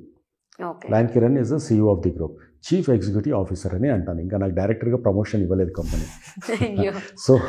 So అలా మేము అందరం ఒకే స్టైల్లో ఉంటాం. అంటే ఇట్స్ లైక్ ఒక ఫ్యామిలీ లాగానే స్టాఫ్ అంతా ఉంటారు. అండ్ ఫండమెంటల్లీ పేమెంట్ ఆఫ్ శాలరీస్లో విషయంలో కానీ కంప్లైన్సెస్ విషయంలో కానీ వాళ్ళతోటి అంటే సంకల్ప్ దివస్ అని ఆగస్టు 17th రోజు అండ్ నవంబర్ 28th రోజు మేము చేసేటువంటి సర్వీస్ యాక్టివిటీస్లో కానీ ఇదంతా ఒక డిఎన్ఏ లాగా ఉంటుంది. ఒక కల్చర్ బేస్డ్ ఒక రిలీజియన్ లాగా కంపెనీ అట్లా బిల్డ్ చేసుకుంటూ వచ్చాం. సో ఆ రకంగా డిఎన్ఏగా కనెక్ట్ అయిపోయినారు మనుషులంతా కూడా. అండ్ మా దగ్గర ఉన్నటువంటి లాంగ్ స్టాండింగ్ ఎంప్లాయీస్ కూడా చాలా ఎక్కువగా ఉంటారు. And they always feel that మేము ఈ కంపెనీతో అసోసియేట్ ఉన్నాం, వీళ్ళతో ఉన్నాం. అది కంపెనీలాగా ఉండదు. ఎప్పుడు కంపెనీకి వెళ్దామా, ఎప్పుడుందా, రాత్రి 9-10 ఇలాంటి టైమింగ్స్ వాళ్ళు చూసుకోవడానికి ఉండదు. అలా అని చెప్పి పోతున్నప్పుడు వీళ్ళకి good evening sir, bye sir అని చెప్పి పోవాల్సిన పని లేదు ఇక్కడ. అండ్ టెక్నాలజీని టు ద కోర్ మేము టెక్నాలజీని వాడతాను నేను. అండ్ 26 జనవరి 15th ఆగస్ట్ అందరూ ట్రెడిషనల్ డ్రెస్లో వస్తారు. కంపల్సరీ ఫ్లాగ్ హోస్టింగ్ చేస్తాం, వెళ్తాం మేము. And 28th November is my birthday. And ఆ రోజున సంకల్ప్ దివస్ అంటే మేము కేక్ కట్ చేయని ఏం చేయను. ఆ రోజున సంకల్ప్ దివస్ అని రవీంద్ర భారతిలో ఒక మెగాసిస్ అవార్డుని తీసుకొచ్చి అండ్ నేను అడాప్ట్ చేసుకున్న 14 స్పెషల్ చిల్డ్రన్ హోమ్స్ ఉన్నాయి. అంటే blind, visually challenge, mentally challenge, plus నేను అడాప్ట్ చేసుకున్న 2 విలేజెస్ ఉన్నాయి. ఆ విలేజెస్ వాళ్ళతోటి సెలబ్రేట్ చేస్తాం. అంత స్టాఫ్ అంతా కలిసి చేస్తారు. వాళ్ళ బర్త్డేస్లో కూడా compulsory they will go to orphanage home or something ఎక్కడికొరికి వెళ్తారు. ఆ రోజున వాళ్ళ పాకెట్ నుంచి 500-1000 స్పెండ్ చేస్తారు. వాళ్ళు ఎంత స్పెండ్ చేస్తారో ఈక్వల్ అమౌంట్ కంపెనీ కాంట్రిబ్యూట్ చేస్తుంది. ఇవన్నీ ఒక కామన్ నార్మల్ సిస్టమ్ అయిపోయింది. కంపెనీలో ఉన్నటువంటి సుచిర్ ఇండియా ఫౌండేషన్ అనేది అలా స్టార్ట్ చేసి దాంతోపాటు అలాగా తీసుకుంటూ వెళ్తున్నాం. సో ఇక్కడ ఉన్నటువంటి దాంట్లో కల్చర్, ఈవెన్ బయటికి వెళ్ళిపోయిన ఎంప్లాయీస్ కూడా ఎప్పుడన్నా ఒకళ్ళనొకళ్ళు గ్రీట్ చేస్తున్నారు, సుచి నమస్కారం అంటుంటారు. అది చాలా థ్రిల్గా అనిపిస్తుంది. అంటే it has become a culture. ఒక సాంప్రదాయం కింద, ఒక సంస్కృతి కింద మారిపోయింది కదా అనేటువంటి ఒక గ్రేట్ ఫీలింగ్ ఉంటుంది. అంటే సుచిర్ ఇండియా అని పేరు పెట్టినందుకు మనకు తృప్తి ఉంది. I mean that is how I enjoy. So మీరు మీ కంపెనీ గురించి చెప్తుంటే నేను మీ కంపెనీలో యాజ్ అన్ ఎంప్లాయ్ అయిపోతే బాగుండేమో అనిపిస్తుంది. దీని తర్వాత చాలా హ్యాపీగా ఉంది మీరు చెప్తుంటే. అట్ ద సేమ్ టైం మీరు ఇటు రియల్ ఎస్టేట్ రంగంలో ఎప్పటికప్పుడు స్టెప్ బై స్టెప్ ఎదుగుతూనే ఉన్నారు. అండ్ మీన్ వైల్ మీరు సర్వీస్ ఓరియంటెడ్గా కొన్ని సర్వీసెస్ కూడా చేస్తూనే ఉన్నారు. సో స్ట్రీట్ చిల్డ్రన్కి, బ్లైండ్ పీపుల్కి అందరికీ సేవ్ చేసేందుకు మీకు కొన్ని చాలా అవార్డ్స్ కూడా వచ్చాయి. సో అది ఒక పక్కన రియల్ ఎస్టేట్ రంగంలో మీరు ఎదుగుతూనే ఈ సర్వీస్ ఓరియంటెడ్ ఎందుకు వచ్చింది? అండ్ లయన్స్ క్లబ్లో మీరు చేరడానికి గల కారణాలు ఏంటి? ఎవరు ఇన్స్పైర్ చేశారు మిమ్మల్ని? అంటే లయన్ కిరణ్ అని రావడానికి లయన్స్ క్లబ్ కాదండి కారణము. అంటే లయన్స్ క్లబ్ లోకి వెళ్తే కంప్లీట్లీ సర్వీస్ ఓరియంటెడ్ పీపుల్లే అందులో ఉంటారని నేను విన్నా. సో అందుకోసం అడిగా. నేను నా చైల్డ్హుడ్ నుండి కూడా నా బర్త్డేను నేను when I was in my schooling, నా బర్త్డే, మా ఫ్రెండ్స్ బర్త్డేని కూడా వాళ్ళందరూ ఆ రోజున బ్లడ్ డొనేట్ చేయాలి. నేను కాలేజ్ డేస్ నుంచి కూడా అది మ్యాండేట్. అది ఇవ్వనంటే పట్టుకెళ్ళిపోయి బ్లడ్ ఇప్పించేవాళ్ళు. ఆ రోజున అలా వాళ్ళకు ఒక్కొక్కటి దగ్గర 20-25 సర్టిఫికేట్స్ ఉన్నాయి, బ్లడ్ డొనేషన్ సర్టిఫికేట్స్. మీరు ఎప్పుడు క్యాంప్ పెడతారు చెప్పండి, నాకు నేను వచ్చిస్తా. దట్స్ వెరీ ఇంపార్టెంట్ అండి. Every 6 months you must donate blood. ఎందుకంటే ఆ ఫ్రెష్నెస్ ఉంటుంది బ్లడ్లో కూడా. And it's a very very useful and great satisfaction ఉంటుంది. అది అంటే బ్లడ్లోకి ఎన్ని ప్రాణాలు పోతున్నాయో మనకు తెలుసు. సో అదొక పార్ట్ అయితే. సెకండ్ థింగ్ ఏంటంటే మేము కాలేజీలో ఉన్నప్పుడు ఒకటి బర్త్డే రోజు అన్ని బ్లాక్ బోర్డ్స్ అన్నీ మేము పెయింట్ చేయడం, ఇంకొకటి రోజు టాయిలెట్స్ అన్ని క్లీన్ చేసేసి వాటిని ఫ్రెష్ చేసి పెట్టుకోవడం. అంటే ఒక్కొక్కటి ఒక్కొక్క మ్యాండేట్ పెట్టాం. అరే నీ బర్త్డే ఉంది కదరా ఇవాళ ఇది చేసేద్దాం అంటే అదొక టైప్ అయిందనమాట. అంటే అదొక డిఎన్ఏ అయిపోయింది. అందరు కూడా ఇప్పుడు చూస్తే వాళ్ళు చాలా పెద్ద సోషల్ సర్వెంట్స్ అయిపోయినారు, సోషల్ యాక్టివిస్టులు అయిపోయినారు నా ఫ్రెండ్స్ అంతా కూడా. సో ఆ రకంగా చేశారు, వాళ్ళు అయిపోలేదు. That's what I mean. అంటే అలాంటి మనుషులు, అలాంటి ఇప్పుడు మా కంపెనీలో కానీ బయట కానివ్వండి, అలాంటి వాళ్ళు దొరకడం కూడా మన అదృష్టం. అంటే అది అలా కథ కుదిరింది. అది that's I thank God for that kind of ఎన్విరాన్మెంట్లో నన్ను పడేసి అలాంటి మనుషులను కూడా నాకు నా చుట్టూ పెట్టడానికి కూడా కారణం ఆయన చేయడం వల్ల. ఇంకోటి ఏంటంటే దాని తర్వాత ఇప్పుడు నేను రియల్ ఎస్టేట్లో ఉన్నప్పుడు ఫర్ డే వన్ నుండి కూడా Kalam is my most loving personality, Abdul Kalam. అంటే ఆయన నాకు బతుకున్న మనుషులలో మా పేరెంట్స్ తర్వాత నేను చాలా ఇష్టపడే మనిషి ఎవరైనా ఉన్నారంటే అబ్దుల్ కలాం. మా ఆఫీస్లో కూడా వెళ్ళగానే అది ఉంటుంది. ఏ మీటింగ్లో ఏ ఇంటర్వ్యూలో కానీ నేను కలాం గారి గురించి చెప్పకుండా నేను చేయలేను. అంటే ఆయన గురించి ఎంత చెప్పినా తక్కువనే. ఇట్స్ మనం చేసుకున్న ఒక పుణ్యం మన దేశంలో. Great person. ఆయనకు స్థితప్రజ్ఞత అంటారు కదా, అంటే ఆయనకి ఏం చెప్పినా ఆయన పొగడలేము. తెలిసి తెలుగులో వెతకాలి, మనం డిక్షనరీ తీసి వెతకాలి ఆయన గురించి చెప్పాలంటే అంత అద్భుతమైనటువంటి మనిషి. ఆయన చెప్పినటువంటి కొన్ని పదాలను తీసుకొని నేనేం చేశానంటే, నాకు ఒక 5 లక్షల మంది పిల్లల్ని ఇవ్వండి, దేశాన్ని నేను అద్భుతమైన దేశం కింద నిలబెడతానన్నాడు. అప్పుడెప్పుడో వివేకానంద చెప్పాడు, తర్వాత ఈయన చెప్పాడు. ఆయన నాకు 5గురిని ఇవ్వండి, నేను I rule the whole world అని వివేకానంద చెప్పాడు. ఒక 5 లక్షల మందిని నేను ఇంటెలెక్చువల్స్గా మారిస్తే, సైన్స్ ఓరియంటెడ్ పర్సన్స్గా మారిస్తే this country is going to become the super power nation అని అన్నాడు కలాం గారు. సో అలాగే స్కూల్ పిల్లలకు అలాంటిది రావడానికి నేను I started conducting talent search examination by the name and style of first Nobelent C.V. Raman. C.V. Raman Young Genius Awards అని conduct చేస్తాను. Every year 1 lakh students exam రాస్తారు. వాళ్ళకి స్కాలర్షిప్స్, అవార్డ్స్ బోత్ తెలుగు స్టేట్స్లో exam రాస్తుంటాం. దాంతోపాటు ఈ special children హోమ్స్ను ఈ రోజు కూడా ఏంటంటే ఆ పిల్లలు మెంటలీ ఛాలెంజ్డ్ స్పెషల్ చిల్డ్రన్ ఉంటారు కదా, నాకు ఎప్పుడన్నా నేను కొంచెం స్ట్రెస్గా ఫీల్ అయ్యేదని అన్నప్పుడు వాళ్ళకి కూడా చెప్పకుండా వెళ్ళి వాళ్ళతో పాటు అలా కింద కూర్చొని వాళ్ళతో స్పెండ్ చేసి నేను వస్తాను ఒక 3-4 hours. అది సాటిస్ఫాక్షన్ ఉంటుందండి. When I enjoyed even 7-star hotels and I travelled in charter flights. ఎక్కడ రాదు. వాళ్ళతో కూర్చొని ఉన్నప్పుడు ఉన్నటువంటి ఆ తృప్తి, ఆ ఆనందాన్ని మనం ఏ రకంగా ఎక్స్ప్రెస్ చేయలేం. నేను నాతో పాటు ఉన్నప్పుడు మళ్ళీ అటెన్షన్ నా మీద ఉండకుండా నేను చెప్తాను, నేను వీళ్ళతో ఉంటాను, మీరు మీ పని చేసుకోండి అని కరెస్పాండెంట్స్కు వాళ్ళకి చెప్తాను. Whatever the way I can, I adapted those special children homes and I support them, వాళ్ళకి కావాల్సినవన్నీ. సో ఆ రకంగా వాళ్ళతో పాటు నాకు కొంతమంది special children, mentally challenged children నన్ను చూసినప్పుడు హ్యాండ్ వేవ్ చేస్తారు. అంతకంటే నాకు ఇంకేం కావాలి అంటే, వాళ్ళు చాలామందిని గుర్తుపట్టని వాళ్ళు, ఎక్సెప్ట్ వాళ్ళకు ఉన్నటువంటి మన టెక్నికల్ అసిస్టెంట్స్, స్కూల్ అసిస్టెంట్స్ తప్ప, వాలంటీర్స్ని తప్ప వాళ్ళను ఇంకెవరిని అంత తొందరగా వాళ్ళు రికగ్నైజ్ చేయలేదు. ఎందుకంటే మెమరీ వాళ్ళకు ఉన్నటువంటి దీంట్లో. సో బట్ నన్ను గుర్తుపడతారంటే అంతకంటే ఇంకా వాళ్ళు అంటే వాళ్ళకి ఎక్కడో దగ్గర మనం స్ట్రైక్ అవ్వగలిగినాం అనేది. సో అది నేను I really thank God creating me, అంటే అలాంటి నాకు ఆలోచన నాకు కల్పించి వాళ్ళతో గడిపే క్షణాలు నాకు ఇచ్చినందుకు అని అంటాను నేను. అలాగే నేను గ్రామాల్లో మనం చాలా చోట్ల మోడల్ విలేజెస్ అది ఇదని చాలా మాట్లాడతాం. నాకు మోడల్ విలేజ్ అనేదానికి నేను against. What is model village? What is village? Is a village. నువ్వు కొత్తగా మోడల్ విలేజ్ నువ్వు తయారు చేసేది ఏంటి? మోడల్ ఆల్రెడీ ఉంది. మోడల్ ఫ్లాట్ తయారు చేసినట్టు, మోడల్ హౌస్ తయారు చేసినట్టు మోడల్ విలేజ్ ఇప్పుడు లేకపోతే నువ్వు తయారు చేయాలి. సో అక్కడ ఉన్నటువంటి ఈకో సిస్టమ్ ఏమైతే ఉందో, పాత రోజులలో వెళితే ఎలా ఉంటుందో అలాగా అక్కడ ఉన్నటువంటి ఈకో సిస్టమ్ను డెవలప్ చేయడం. పల్లెటూర్లలో మనం ఇవాళ కురుకురే కొనుక్కొని తింటున్నారు. అది ఎందుకు? అక్కడ ఉన్నటువంటి ఆ ఊళ్ళో తయారైనటువంటి ఆ ఊళ్ళో ఉన్న జంతికలు తినొచ్చు కదా చక్కగా. ఇదెందుకు అంటే ఇక్కడ ఉన్నదంతా బయటికి వెళ్తుంది, బయట ఉన్న చెత్త అంతా విలేజ్లోకి వస్తుంది. సో ఇలాంటివి కొన్ని ఎక్స్పెరిమెంట్ చేసి వాళ్ళతోటి గంటలు గడిపి మళ్ళీ ఆర్గానిక్ ఫార్మింగ్ అంటున్నాం, అది తీసుకెళ్ళి ఏదో చల్లుతున్నాం మనం. అంటే న్యాచురల్గా అక్కడ ఎలా జరగాలనేది చేసుకుంటూ ఆ విలేజెస్ మీద కూడా చాలా ఎక్స్పెరిమెంట్ చేశాను. ఇవాళ ఇండియాలోనే ఫస్ట్ డిజిటలైజేషన్ 1.5 year బ్యాక్ నేను డిజిటల్ ప్రొఫైలింగ్ చేశాను. సో దేవుని నర్మెట్ అనే విలేజ్లో ఎన్ని ఎక్స్పెరిమెంట్ చేయాలో అన్ని ఎక్స్పెరిమెంట్స్ నేను ఆ విలేజ్లో చేశాను. నేను ఇట్స్ ఆల్ జస్ట్ ఒక చెక్ రాసి ఇచ్చేసి నేను డొనేట్ చేసే మనిషిని కాదు. నాకు ఇష్టం ఉండి నేను డబ్బులు ఖర్చు పెట్టి నేను యాక్టివిటీ చేస్తాను. నేను అందులో ఉండాలి, నేను ఎంజాయ్ చేయాలి. సో నా తృప్తి కోసం నేను చేస్తున్నాను. ఎవడో పేరు కోసము చారిటీ ఏమంటారు ఇంకొకళ్ళు మెచ్చుకోవడానికి నా దాత ప్రదాత ఇలాంటి కోసం కాదు. సో అది it's a part and parcel integral part of Suchir India.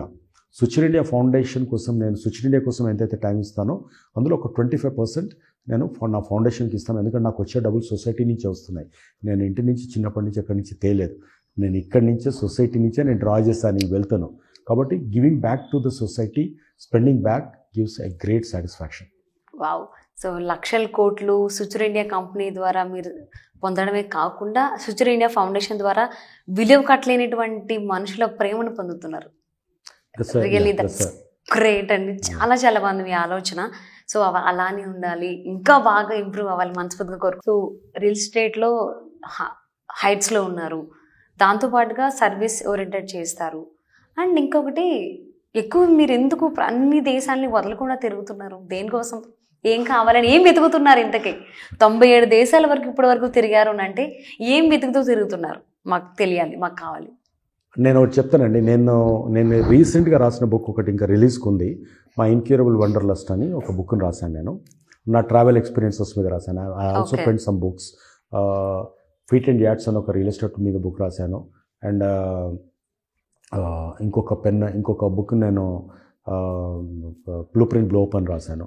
రీసెంట్గా ఎర్త్ అంటే అర్థశాస్త్ర ఉంది. ఎర్త్ శాస్త్ర అని భూమి శాస్త్ర, అదొకటి 650 pages తోటి ఎన్సైక్లోపీడియా లాగా రాశాను. భూమి అనేది మీ నరనరాల్లో ఇంకిపోయినట్టుంది చిన్నప్పటి నుంచి చూసి ఇంట్లో. ట్రూ. తర్వాత టైం మేనేజ్మెంట్ మీద క్లెయిమ్ యువర్ టైం, అంటే మనిషి జీవితం ఒక బ్యాంక్ అయితే అందులో నుంచి ఎట్లా టైంని ఎలా క్లెయిమ్ చేసుకోవాలని క్లెయిమ్ యువర్ టైం అనేది ఒకటి రాశాను. And this is recent book. నేనేమంటానంటే మనం ఇప్పుడు ఇక్కడ నుండి మీరు సింగపూర్ వెళ్ళారనుకోండి, మీరు ఏం చేస్తారు? So you go to that north Sentosa, అక్కడ ఇక్కడ ఇలా తిరిగేసి వస్తారు. సో మీరు ఒక ట్రావెలర్, ఒక టూరిస్ట్గా మీరు ఒక దేశానికి పోయినప్పుడు లేదా ఒక ప్రాంతానికి పోయినప్పుడు, బెంగళూరు ఢిల్లీ వెళ్ళినప్పుడు ఈ ప్లేసెస్ చూసి రావాలని మీరు కోరుకుంటారు కదా. బట్ ఈ మానవ జన్మగా మనం హ్యూమన్ బీయింగ్గా మనము పైనుంచి ఇక్కడికి ఎర్త్కి వచ్చినప్పుడు మనం ఎంతసేపు ఈ 10-20 కిలోమీటర్ రేడియస్ తోటే మనం బిజీ అయిపోతుంటాం. మార్నింగ్ లేవడం స్టాండర్డ్ టెంప్లెట్, మనం ఇక్కడ నుండి ఇక్కడికి రావడం, ఇక్కడి నుంచి ఇక్కడికి రావడం, ఈ పరిగెత్తడం, అమ్మయ్య అయిపోయింది అనుకోవడం అంతే. ఎప్పుడన్నా వెళ్తే తిరుపతి లేకపోతే యాదగిరిగుట్ట లేకపోతే విజయవాడ ఇది ఈ టెంపుల్ టూరిజం, లేకపోతే ఇంకా క్రిస్టియన్స్ అయితే క్రిస్టియానిటీకి సంబంధించింది, ముస్లిమ్స్ అయితే ముస్లిమ్స్ సంబంధించినటువంటి కొన్ని ప్లేసెస్ చూసేసి మన దీంతో అంటే రిలీజియస్ టూరిజం ఇది తప్ప ఉండదు. నేనేమంటానంటే you are a gypsy, you come as a traveller to this world. నువ్వు ఒక బాటసారిగా, నువ్వు ఒక మనిషిగా ఇక్కడికి వచ్చినప్పుడు నువ్వు అన్ని ప్రపంచాన్ని చూడకుండా నువ్వు ఒక ప్లేస్ని చూసేసి నువ్వు మళ్ళీ ఎప్పుడో ఒకప్పుడు you are going to get a call, you are going to go back. ఇది ఏముంటుంది నీకు? సో ఏంటి నువ్వు అక్యుములేట్ చేసుకునే వెసెట్ ఏంటి? మాలాంటి రియల్ ఎస్టేట్లో పెట్టుబడి పెట్టేసి డాక్యుమెంట్లన్నీ కొని పెట్టుకోవడమేనా? అది కాదు కదా. నేను చాలామందికి చెప్తాను, మీరు 3, 4, 10 ప్లాట్లు కొనుక్కోకండి, లైఫ్ని కూడా ఎంజాయ్ చేసుకోండి అని చెప్తాను నేను. దో సమ్ టైమ్స్ నా లోపల real estate, hardcore real estate ఉన్నా I give some kind of a contradicting statements కొన్నిసార్లు ఇస్తుంటాను. అందుకేనా ఫిలాసఫీ చదివారు మీరు? దట్స్ లైఫ్ని చదివాను. సొసైటీని తిరగడంతో, ఈ కంట్రీస్ తిరగడంతో నాకు చాలా చదివేశారు. సో నేను ఏదైనా కంట్రీకి వెళ్తే కూడా బ్యాక్ ప్యాకర్గా వెళ్తానండి. నాకు ఒక జీన్స్, ఒక 2 టీ-షర్ట్స్ పెట్టుకొని వెళ్తాను అంతే. ఏముండదు. అక్కడ టీ-షర్ట్స్ వాడతాను, అక్కడ ఇంకో $1 పెడితే ₹50, ₹70 పెడితే ఇంకో టీ-షర్ట్ దొరుకుతుంది, వేసుకుంటాం. మళ్ళీ టీ-షర్ట్లు అక్కడ పడేస్తాను. మళ్ళీ బ్యాగ్ సేమ్ లగేజ్, సేమ్ ఒక 3 కిలోలు 2 కిలోల బ్యాగ్ తోటి మళ్ళీ బ్యాక్ వచ్చేస్తాను. నేను బ్యాక్ ప్యాకర్ లాగానే వెళ్తాను నేను.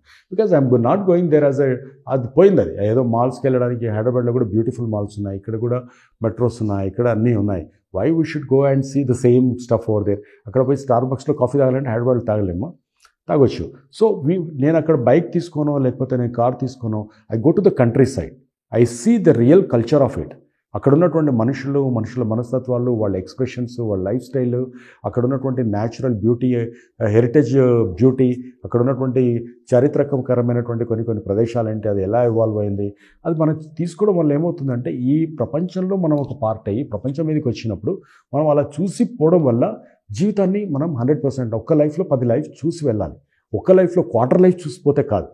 లీవ్ ద లైఫ్ ఫుల్లెస్ట్ అంటాం.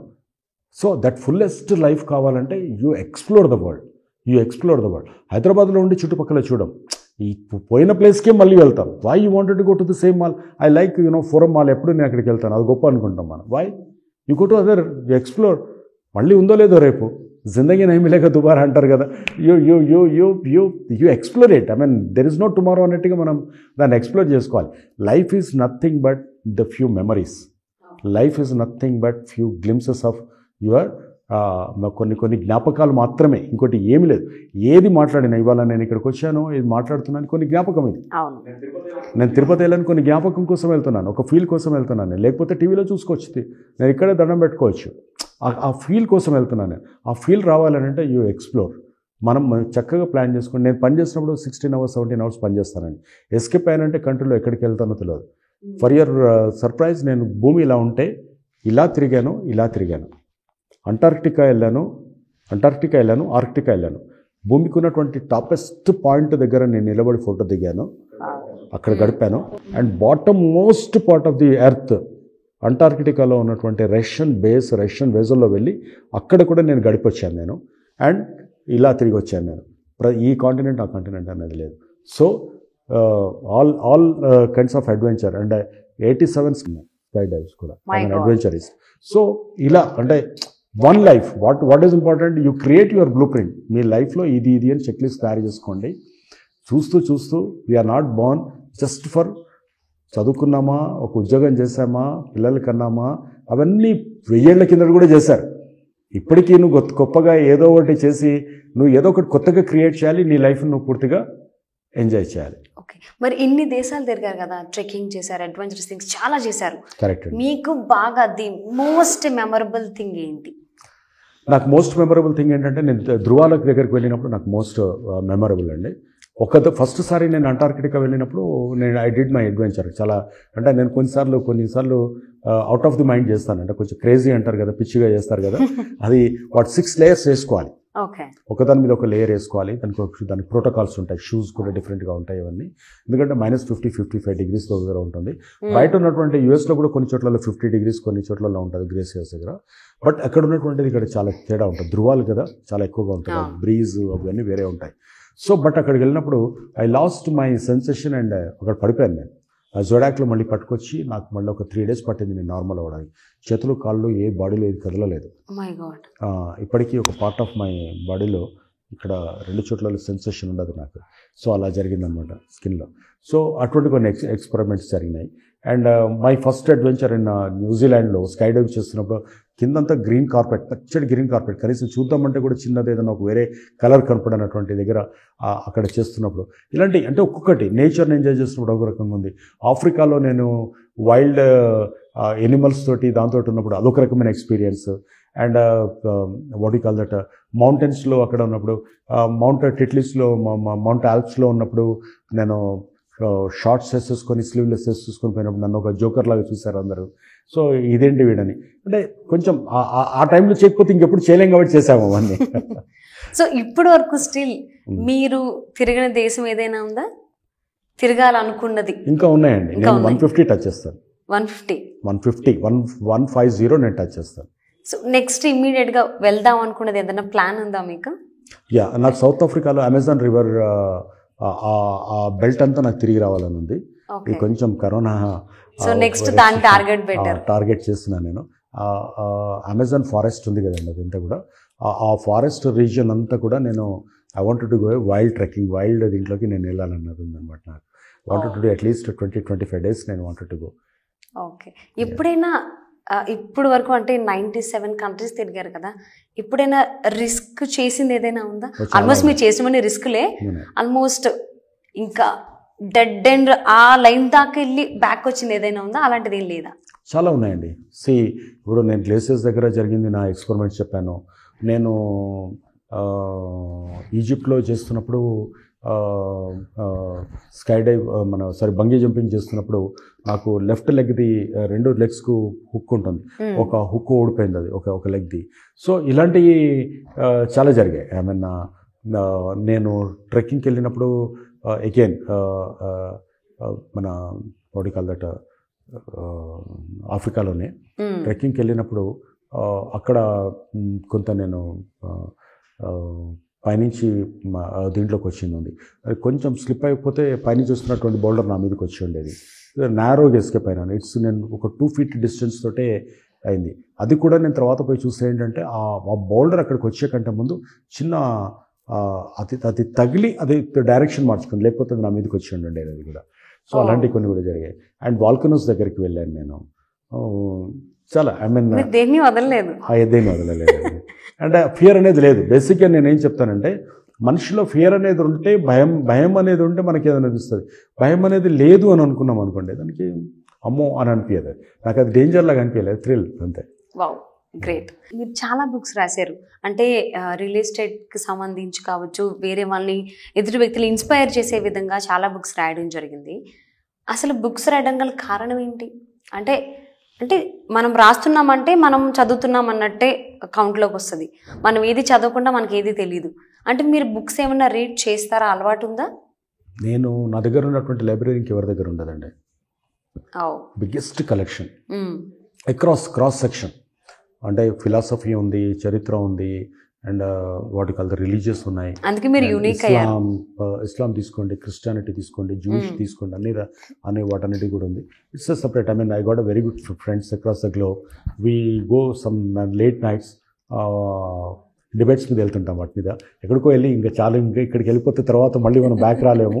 అండ్ మళ్ళీ బ్యాక్ వచ్చిన రోజులు కూడా ఉన్నాయి. అండ్ బుక్స్ రాయడానికి కారణం ఏంటంటే, నాలెడ్జ్ ఉన్న తర్వాత దాన్ని మనం షేర్ చేసుకోవాలి. సో అది మనం దాన్ని ఒక బుక్ ఫార్మేట్లో పెట్టినప్పుడు దానికి 10 మందికి అదొక గైడ్ లాగా పనికొస్తుంది. కొంత మనం నాలెడ్జ్ని షేర్ చేసుకున్నట్టు ఉంటుంది అన్న ఉద్దేశం అనమాట.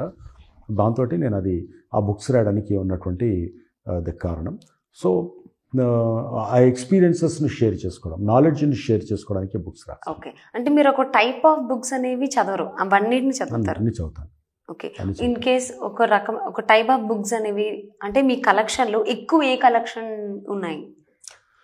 నాకున్న కలెక్షన్స్లో ఎక్కువ హిస్టరీ రిలేటెడ్గా ఎక్కువ ఉంటాయండి. అంటే బేసిక్గా origin of human being and origin of the countries and origin of religions, ఇలా దాంట్లోకి వెళ్తుందనమాట. అసలు ఫండమెంటల్ అంటే అసలు ప్రతి రిలీజియన్ ఎలా పుట్టింది అనుకునేది వచ్చింది అనుకోండి, కంట్రీస్ ఎలా పుట్టాయి అనుకోండి, ఎలా డివైడ్ అయిపోయినాయి, తెగలు ఎలా వచ్చాయి, ఎన్ని రకాల తెగలు ఉన్నాయి, దాని భౌగోళిక అంటే it's like A social studies లాగా. అదే. అండ్ ఇంకొకటి, మీరు ఏ రైటర్ రాసినటువంటి బుక్స్ ఎక్కువ చదివారు? అన్ని రకాలు ఉన్నాయండి. అంటే you name it. And my own school of thought. నాకంటూ ఓన్ ఫిలాసఫీ ఉంది, my own school of thought ఉంది. కాబట్టి నేను ఎవరికి ఫ్యాన్ కాదు, అట్లా అనుకుంటే నేను గుడిపూడి చలం, తెలుగులో మనం చెప్పుకుంటే చలం గారి సాహిత్యం నాకు చాలా ఇష్టం, శరత్ గారి సాహిత్యం నాకు ఇష్టం. కొన్ని విషయాలలో కొన్ని నేను డిఫర్ అయితే అయి ఉండొచ్చు. మనకు అలా మనకి అక్రాస్ దీంట్లో కనుక తీసుకుంటే అక్రాస్ ఒక్కొక్క దాంట్లో ఒక్కొక్కళ్ళ స్పెషాలిటీ. సిగ్మెంట్ ఫ్రాయిడ్ ఉంది. సిగ్మెంట్ ఫ్రాయిడ్ ఇస్ మనస్తత్వ శాస్త్రవేత్త. దాని ఉంది మన రోనాల్డ్, టైమ్ మెషిన్ గురించి చెప్తాడు. అంటే మనం టైం ట్రావెల్ గురించి చెప్తాడు అతను. రోనాల్డ్ మెల్లట్ ఏం చెప్తాడంటే, మీరు 2030లో మనం ఎక్కడ ఉంటామో అనేది టైం ట్రావెల్ చేయమని చెప్తాడు. I really like that philosophy. నిజానికి కూడా మనం 2030లో ఎలా ఎక్కడ ఉంటామో మనం ఒకసారి మనం విజువలైజ్ చేసుకొని రెక్కి చేసుకొని వచ్చి ఇప్పుడు మనం లైఫ్ స్టార్ట్ చేస్తే ఎంత అందంగా ఉంటుంది. It's like having your own blueprint తయారు చేసుకొని మీరు బిల్డింగ్ కడుతున్నారు కదా. అలాగే you do your recce of 2030లో ఎక్కడ ఉంటారని మీరు చూసుకోండి. అది that's it's a time travel. మనం పాత రోజులు ఆదిత్య 369 సినిమా చూసాం మనం, similar to that. So time travel చేయడం, ముందులో అడ్వాన్స్ అయిపోయి మళ్ళీ బ్యాక్ వచ్చి మళ్ళీ లైఫ్ స్టార్ట్ చేస్తే ఎలా ఉంటుంది. సో ఇవన్నీ దాని మీద కూడా చాలా మూవీస్ వచ్చాయి. But he's really a great, the way he expressed, the way he explained, amazing అనమాట. అసలు మీ డైలీ రొటీన్ ఎలా ఉంటుంది? మార్నింగ్ 5:36, నేను రాత్రి 12 గంట 2 గంటలకు పడుకున్నా, 5:36 లేస్తాను. I do workout. So workout చేసిన తర్వాత then I start calling up the people and all. Multitasking అండి, అంటే ఐ డూ మల్టీ టాస్కింగ్. నాతో పాటు ఉన్న వాళ్ళు పరిగెత్తాల్సిందే. నేను నిద్రపోను పనికిరాదు, నో వే, రన్ అంతే. జీవితం మళ్ళీ రాదు. సో దాన్ని ఎంజాయ్ చేయాలి. అంటే దాన్ని అలా రిలాక్స్ అవ్వాలనుకుంటే రిలాక్స్ అవ్వడానికి ఇంకా ఫైనల్ రిలాక్సేషన్ ఒకటి ఉంది కదా, పాయింట్ ఎట్లా. సో నీ క్లారిటీ ఫస్ట్ క్లారిటీతో ప్లాన్ చేసుకోవాలి, ప్లాన్ తోటి ఉండాలి. మాకు హాస్పిటాలిటీ అదంతా వాట్సాప్లో ప్రతిదానికి ఒక గ్రూప్ ఉంటుంది. ప్రతి weekly meetings and quarterly meetings fortnightly meetings ఉంటాయి. అక్కడ చాలా క్లియర్గా ఎజెండా ఎక్స్ప్లెయిన్ చేస్తాను. మీకు ఏమైనా ఇష్యూ ఉంటే నాతో డిస్కస్ చేయమని చెప్తాను నేను. సో దానితో వెళ్ళిపోవచ్చు. ఇది కాకుండా నేను ఒక కంట్రీకి నేను అంబాసిడర్గా కూడా, అంటే కాన్సుల్ జనరల్గా కూడా ఉన్నాను.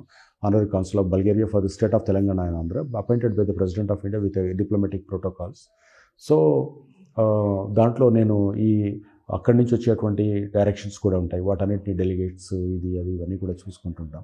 అది కాకుండా Indian association of friendship with foreign countries అని చాలా oldest organisation. I led delegations to many countries with that association. I'm also chairman of Indo chamber of commerce, Indo Somalian chamber of commerce అని. Indo Somalian ఛాంబర్కు I'm founded the chairman దానికి, అది ఉంది. So ఇలాంటి associations చాలా ఉన్నాయి. వాటన్నిటిని కూడా మళ్ళీ నాకు నా బ్లూ ప్రింట్ వెరీ క్లియర్గా ఉంటుంది, నా ఎజెండా వెరీ క్లియర్గా ఉంటుంది. ఏ టైంకి ఎక్కడ కావాలంటే ఆ టైంకు దానికి వచ్చినటువంటిది ఏముంటుంది, ఆ సాకెట్ ఆ టైం లైన్ ప్రకారం అవన్నీ చక్కగా జరిగిపోతూనే ఉండాలి. అండ్ కొన్ని డేట్స్ పెట్టుకున్నాము, సర్వీస్కి దీనికి ఇది personal. I go for a long, నాకు ఏదన్నా కొత్త ప్రాజెక్ట్ కన్సీవ్ కావాలి, I go for a long drive. Music పెట్టుకుంటాను, ప్యాడ్ పెట్టుకుంటాను, ఒక్కనే సెల్ఫ్ డ్రైవ్లో లాంగ్ వెళ్తాను నేను. And I love gadgets. నా దగ్గర ఉన్న కార్స్ కలెక్షన్ ఇంకెవరి దగ్గర ఉండదు, కార్స్ ఉంటాయి and watches. And I don't booze but I throw parties విపరీతం పార్టీస్ ఇస్తాను. అలా అంటే గాంధీలాగా నేను బతకను. గాంధీలాగా కొన్ని నాకు నచ్చుతాయి. నాకు ఇంకొక Richard Branson is my favourite. అంటే వర్జిన్ అట్లాంటిక్ ఎవరైతే ఉన్నారో is one of my favourite guy. So ఆ లైఫ్ స్టైల్ను ఫ్లాంబాయింట్గా నాకు లైఫ్ ఉండాలి. నా దగ్గర ఉన్న క్లోతింగ్, నా దగ్గర ఉన్న వార్డ్రోబ్ ఇంకెవరి దగ్గర ఉండదు. So I own design. I mean నా పర్సనల్ డిజైనర్ ఉన్నారు, ఆయనతో రాత్రి 2, 3, 4 దాకా కూర్చొని అన్ని డిజైన్ చేసుకుంటాం. ఎవ్రీ క్వార్టర్ నేను మొత్తం వార్డ్రోబ్ మళ్ళీ పెట్టుకుంటాను. సో అది కొంతమందికి నచ్చదు. నేను రెడ్ కలర్ సూట్స్ కూడా వేసుకుంటాను, బ్లూ కలర్ వేస్తాను, ఎల్లో కలర్ వేస్తాను. People like it or not, I'm a trend. తర్వాత అదే ఫాలో అయిపోతారు. కొంతమంది ఫిలిమ్స్కి వాటిని తీసుకెళ్ళి వాడుతుంటారు కూడా. So that's I live my life అండి. I'm not bothered what people think about me. So అంటే మీ డ్రెస్సింగ్ స్టైలే నాకు అర్థమవుతుంది. మీరు చాలా యూనిక్గా మీరు డిజైన్ చేసుకుంటారని అనుకోలేదు, కానీ మేబీ చేయిస్తారని అయితే అనుకున్నాం. ఎందుకంటే మీ బ్లేజర్ది నాకు అర్థమైంది. సో ఇక్కడ టక్స్ దగ్గర మీ కే అనే లెటర్ ఉంది, సో మీ కాలర్ దగ్గర ఉంది. సో అది చూసి నాకైతే డౌట్ వచ్చింది. సో మేబీ డిజైనర్ అంటే యూనిక్ స్టైల్కి బాగా ఇంట్రెస్ట్ చూపిస్తారు అనేసి అని. అంటే స్టైల్ ఎప్పుడు కానీ మనం ట్రెండ్ నేను సెట్ చేయాలనుకుంటాను, ట్రెండ్ ఫాలో అవ్వాలను. అంటే ఇది ఇప్పుడు ట్రెండ్ నడుస్తుంది అంటే దానిలో కాదు, లెట్స్ క్రియేట్ సమ్ ట్రెండ్. మాకు చిన్న స్వార్థం ఏంటంటే మనము ట్రెండ్ సెటర్ అవ్వాలి, అంతే. ట్రెండ్ సెటర్ అవ్వాలి, కొత్తగా ఏదన్నా మనం క్రియేట్ చేయాలి. చేస్తున్నప్పుడు దాంట్లో యూనిక్నెస్ కనపడాలి. People will follow, people will talk about you, and మనకు సాటిస్ఫాక్షన్ ఉంటుంది. మనం ఏదో యాజ్ ఇట్ ఈస్గా ఎక్కడో ఉన్నదాన్ని మనం ఫాలో అవుతే దానికి ఇంకా మనకు ఇంకో వేరే వాటికి తేడా ఉండదు అనేది. ఎవరైనా వాళ్ళ లైఫ్లో కొంతమంది చాలా నిరాశతో ఉంటారు. అబ్బా ఎందుకురా నాకు ఈ జీవితం అని వాళ్ళే తిట్టుకుంటారు. పక్కన వాళ్ళు తిట్టడం పక్కన పెడితే వాళ్ళు తిట్టేసుకుంటూ ఉంటారు. సో అలాంటి వాళ్ళకి మీరు ఇచ్చేటువంటి సజెషన్ ఏంటి? గుడ్ క్వశ్చన్ అండి. అంటే నేను ఒకటే చెప్తాను ఏంటంటే, దాన్ని వాళ్ళు ఆనందిస్తే నేనేం చెప్పలేను. నేను ఏమంటానంటే, దాన్ని ఆనందిస్తావో ద్వేషిస్తావాను, ఆ స్టేట్మెంట్ను whether you are loving it, you are hating it. బా ఏంటి నేనేం చెప్తే అది అయిపోతుంది, నేను ఏం చేసినా కావట్లేదు, నేను చాలా పొట్టిగున్నాను, నేను పొడుగున్నాను, నాకు ఇక్కడ ఇది రావట్లేదు అంటే ఏదైనా negative statement, what ever it may be, ఏదో రకంగా వస్తుంది అది. ఏదో పక్కన వాడికి అది వచ్చింది, నాకు ఎప్పుడు పెట్టినా రాదు, అది ఏంటో దేవుడు నాకు ఇలాగే చేశాడు అంటే, ఇవన్నిటి వల్ల నీకు లాభం ఉంటే నువ్వు చెయ్యి, నువ్వు ఇష్టపడు, దాన్ని ఇంకా ఇష్టపడు, ఇంకా కోరుకో, ఇంకా నెగిటివ్స్ తెచ్చుకో. దాన్ని లేదు అన్నప్పుడు తీసి పక్కన పెట్టే, దాన్ని లాక్ చేసే, ఒకటి పెట్టేసే. దాన్ని పెట్టకపోవడం వల్ల నీకు నష్టం జరుగుతుంది, లాభం జరుగుతుంది అనేది. ఏదైనా నీకు లాభం జరిగేదని నువ్వు చెయ్యి. నువ్వు నిరాశ, నీకు లాభం కలిగితే నిరాశనే పడు. నిరాశలో నీకు నిస్పృహలో నీకు ఏదో ఉందని తెలిసిన తర్వాత నీకు మనిషి జన్మ ఎత్తావు, అంతకంటే ఇంకేం కావాలి? మనిషి జన్మ ఎత్తావు, నీకేం కావాలి? అందులో ఒక కాలు ఉంది, ఒక కాలు పోయింది, ఒక కాలు ఉంది, నీకు ఇంకేం కావాలి? 2 కాళ్ళు లేకుండా. So you better you isolate your self. నేను అందుకే నేనేం చెప్తానంటే ఆ పిల్లల దగ్గరికి వెళ్ళినప్పుడు మనకు చాలా గొప్ప ఇది కలుగుతుంది. వాళ్ళు ఏం ఎక్స్పెక్టేషన్స్ లేదు, వాళ్ళకి ఏం ఎక్స్పెక్టేషన్స్ లేదు. నీ ఎక్స్పెక్టేషన్స్ రాంగ్ ఎక్స్పెక్టేషన్స్ పెట్టుకున్నావు. నేను ఒక యూనికార్న్ కంపెనీ అయిపోవాలి, లేకపోతే అమ్మాని ఏదో స్పెషల్గా ఏదో తన చార్టర్ ఫ్లైట్ కొనుక్కున్నాడు. నాకు ఎందుకండి దాంతో? It's a news, it's an entertainment for me. నీ కనపడే నిరాశ నిస్పృహ అంతా నీ entertainment. You create it as an entertainment. అవన్నీ వాడికి అయింది నాకు కాలేదు, వాడికి అయింది అనేది ఎంటర్టైన్మెంట్ అనుకోను. నీ దగ్గర ఉన్నది ఏమి లేదు అని అనుకునే దానికి నువ్వు స్పెషల్గా నీ ప్రపంచాన్ని నువ్వు క్రియేట్ చేసుకొని అందులో ఒక్క పాజిటివ్ పాయింట్ని ఎత్తుక్కొని చిన్నగా అక్కడి నుంచి హ్యాపీగా ఎంజాయ్ చేయడం మొదలు పెట్టుకోవాలి అంతే, ఏదో ఒక రకంగా. సో అది ఏంటి అని అంటే నీ లైఫ్ స్టైల్. అంటే నేను డైరెక్ట్గా చెప్పలేను. ఒక విలేజ్లో ఉన్నవాడు ఏదో ఉన్నాడు అనుకోండి, 2 సార్లు పంటలు వేసి ఇది పాడైపోయింది ఏదో అనుకోండి, ఎగ్జాంపుల్ చెప్తున్నాను. నాకే జరుగుతుంది, ఇది ఉంది, నా దరిద్రం ఉంది, శని ఉంది, ఆ పూజ చేస్తా. పూజలు పునస్కారాలు ఏం చెప్పకు. దేవుడు అనేవాడిని నమ్ముతున్నావు కాబట్టి పూజలు అంటున్నావు. ఏ దేవుడు నువ్వు పూజలు చేస్తే నీకు మస్కా కొట్టమని ఏ దేవుడు చెప్పట్లేదు. నీకు ఉన్న డబ్బులు తగలబెట్టుకోకు. నువ్వు ఆ డబ్బులు పెట్టి హ్యాపీగా నువ్వు ఇంకేదన్నా ఆల్టర్నేటివ్ ఏమైనా చేస్తావా, రైట్ టైం కోసం వెతుకుతావా, లేకుంటే నీకు ఏం చేయడానికి నీకు నెక్స్ట్ 1 year, నీకు ఒక 1 year నువ్వు పాజిటివ్గా ఉంటే తర్వాత మళ్ళీ నీ లైఫ్ మారచ్చు. So you create a small gap. ఆ చిన్న గ్యాప్ని మనం ఏం తయారు చేసుకుంటే నీకు ఒక స్టెప్ ఎక్కడానికి పనికి వస్తుంది. ఒక్క స్టెప్ ఎక్కువ, ఓకే, రెండో స్టెప్ నీకు కనపడుతుంది ఆటోమేటిక్గా. వావ్. అండ్ ఇంకొకటి అండి, రియల్ ఎస్టేట్ రంగానికి సంబంధించి గవర్నమెంట్ అనేది ఎలా సపోర్ట్ చేస్తే మంచిది? అండ్ గవర్నమెంట్ ఇప్పుడు ఏదైతే థింకింగ్లో ఉందో according to the real estate అలాగే ఉంటే మంచిదా, ఇంకేమన్నా మారితే మంచిది అనుకుంటున్నారా మీరు? రియల్ ఎస్టేట్ అసలు గవర్నమెంట్ రియల్ ఎస్టేట్ని అర్థం చేసుకోవడంలోనే తప్పు ఉందండి. గవర్నమెంట్ రియల్ ఎస్టేట్ చేస్తానని వస్తుంది, అది తప్పంటాను నేను. గవర్నమెంట్ రియల్ ఎస్టేట్ చేయకూడదండి. Government is there to govern, monitor, not to do business. So ఇక్కడ మనకు కావాల్సింది ఏంటంటే జనరల్గా government middle sector, as we discussed earlier also. ఇక్కడున్న దాంట్లో మనకు మేము ఇళ్ళు డబుల్ బెడ్రూమ్ కట్టిస్తాము, మేము ఈ ఇండ్లు కొనిస్తాము, ఇవన్నీ మీరు చేయాల్సిన పని కాదండి. You control the prices.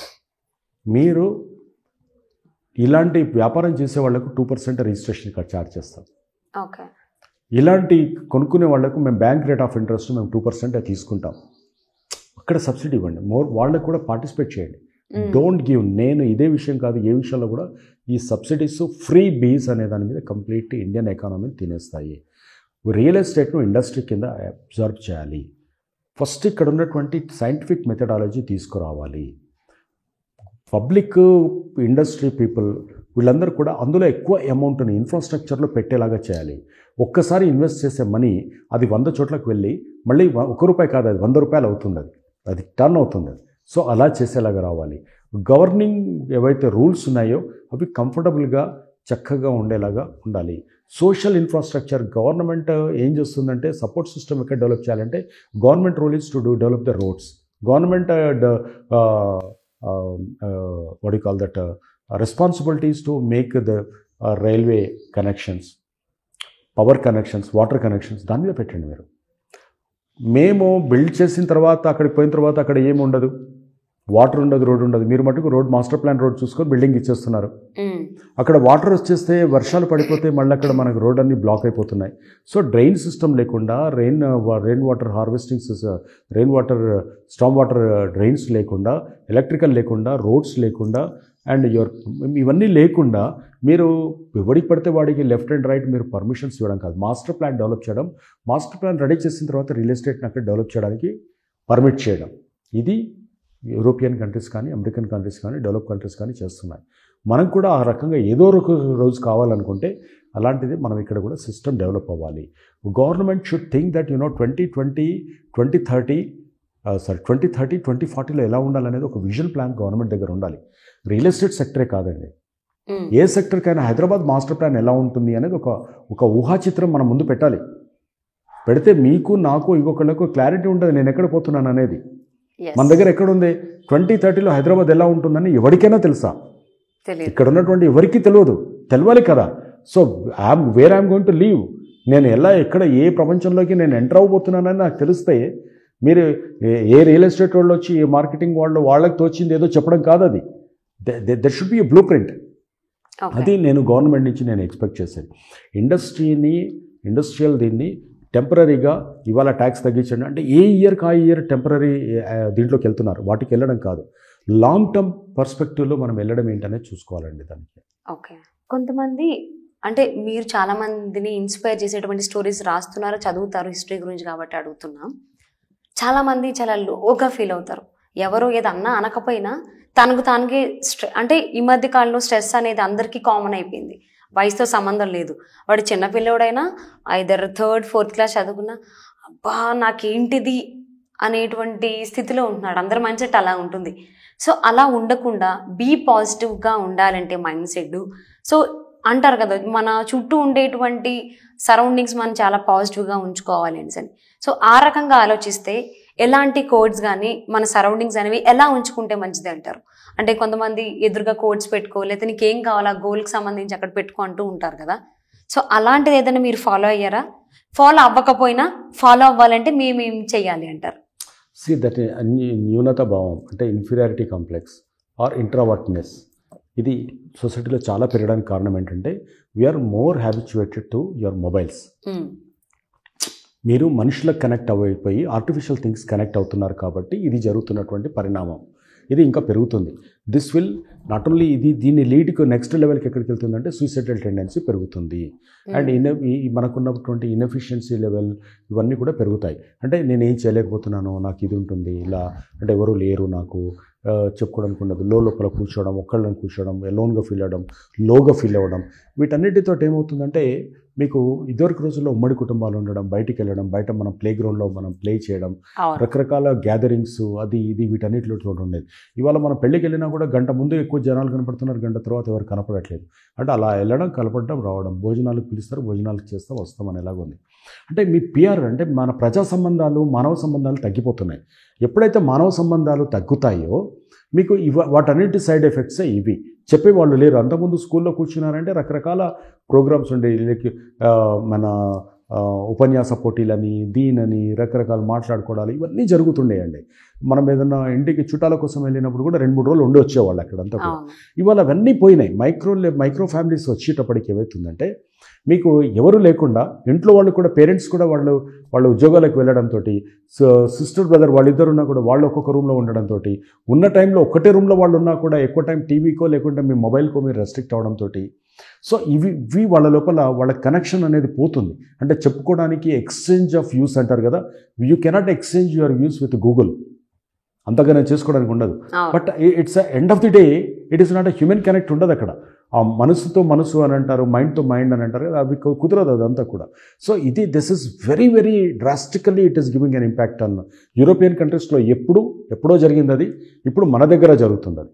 So దీని ఇంపాక్ట్ ఏమవుతుందంటే మనకు తెలియని టెంపరీ అట్రాక్షన్స్కు మనం లోన్ అయిపోయి మనం దెబ్బతింటున్నాం. అండ్ అవసరం లేకపోయినా కూడా మనం ఆ లో ఫీలింగ్ వస్తుంది. ఈ లో అనేది ఫీలింగ్ మనం కోట్స్ పెట్టుకోవడం వల్ల రాదండి, పబ్లిక్లో తిరగడం వల్ల అవుతుంది. బయటకు రాగలుగుతాం. You should mingle with the people అండి. మనం బయట మనుషులతో కలవాలి, తిరగాలి, రకరకాల కల్చరల్ యాక్టివిటీస్లో మనం పార్టిసిపేట్ అవ్వాలి.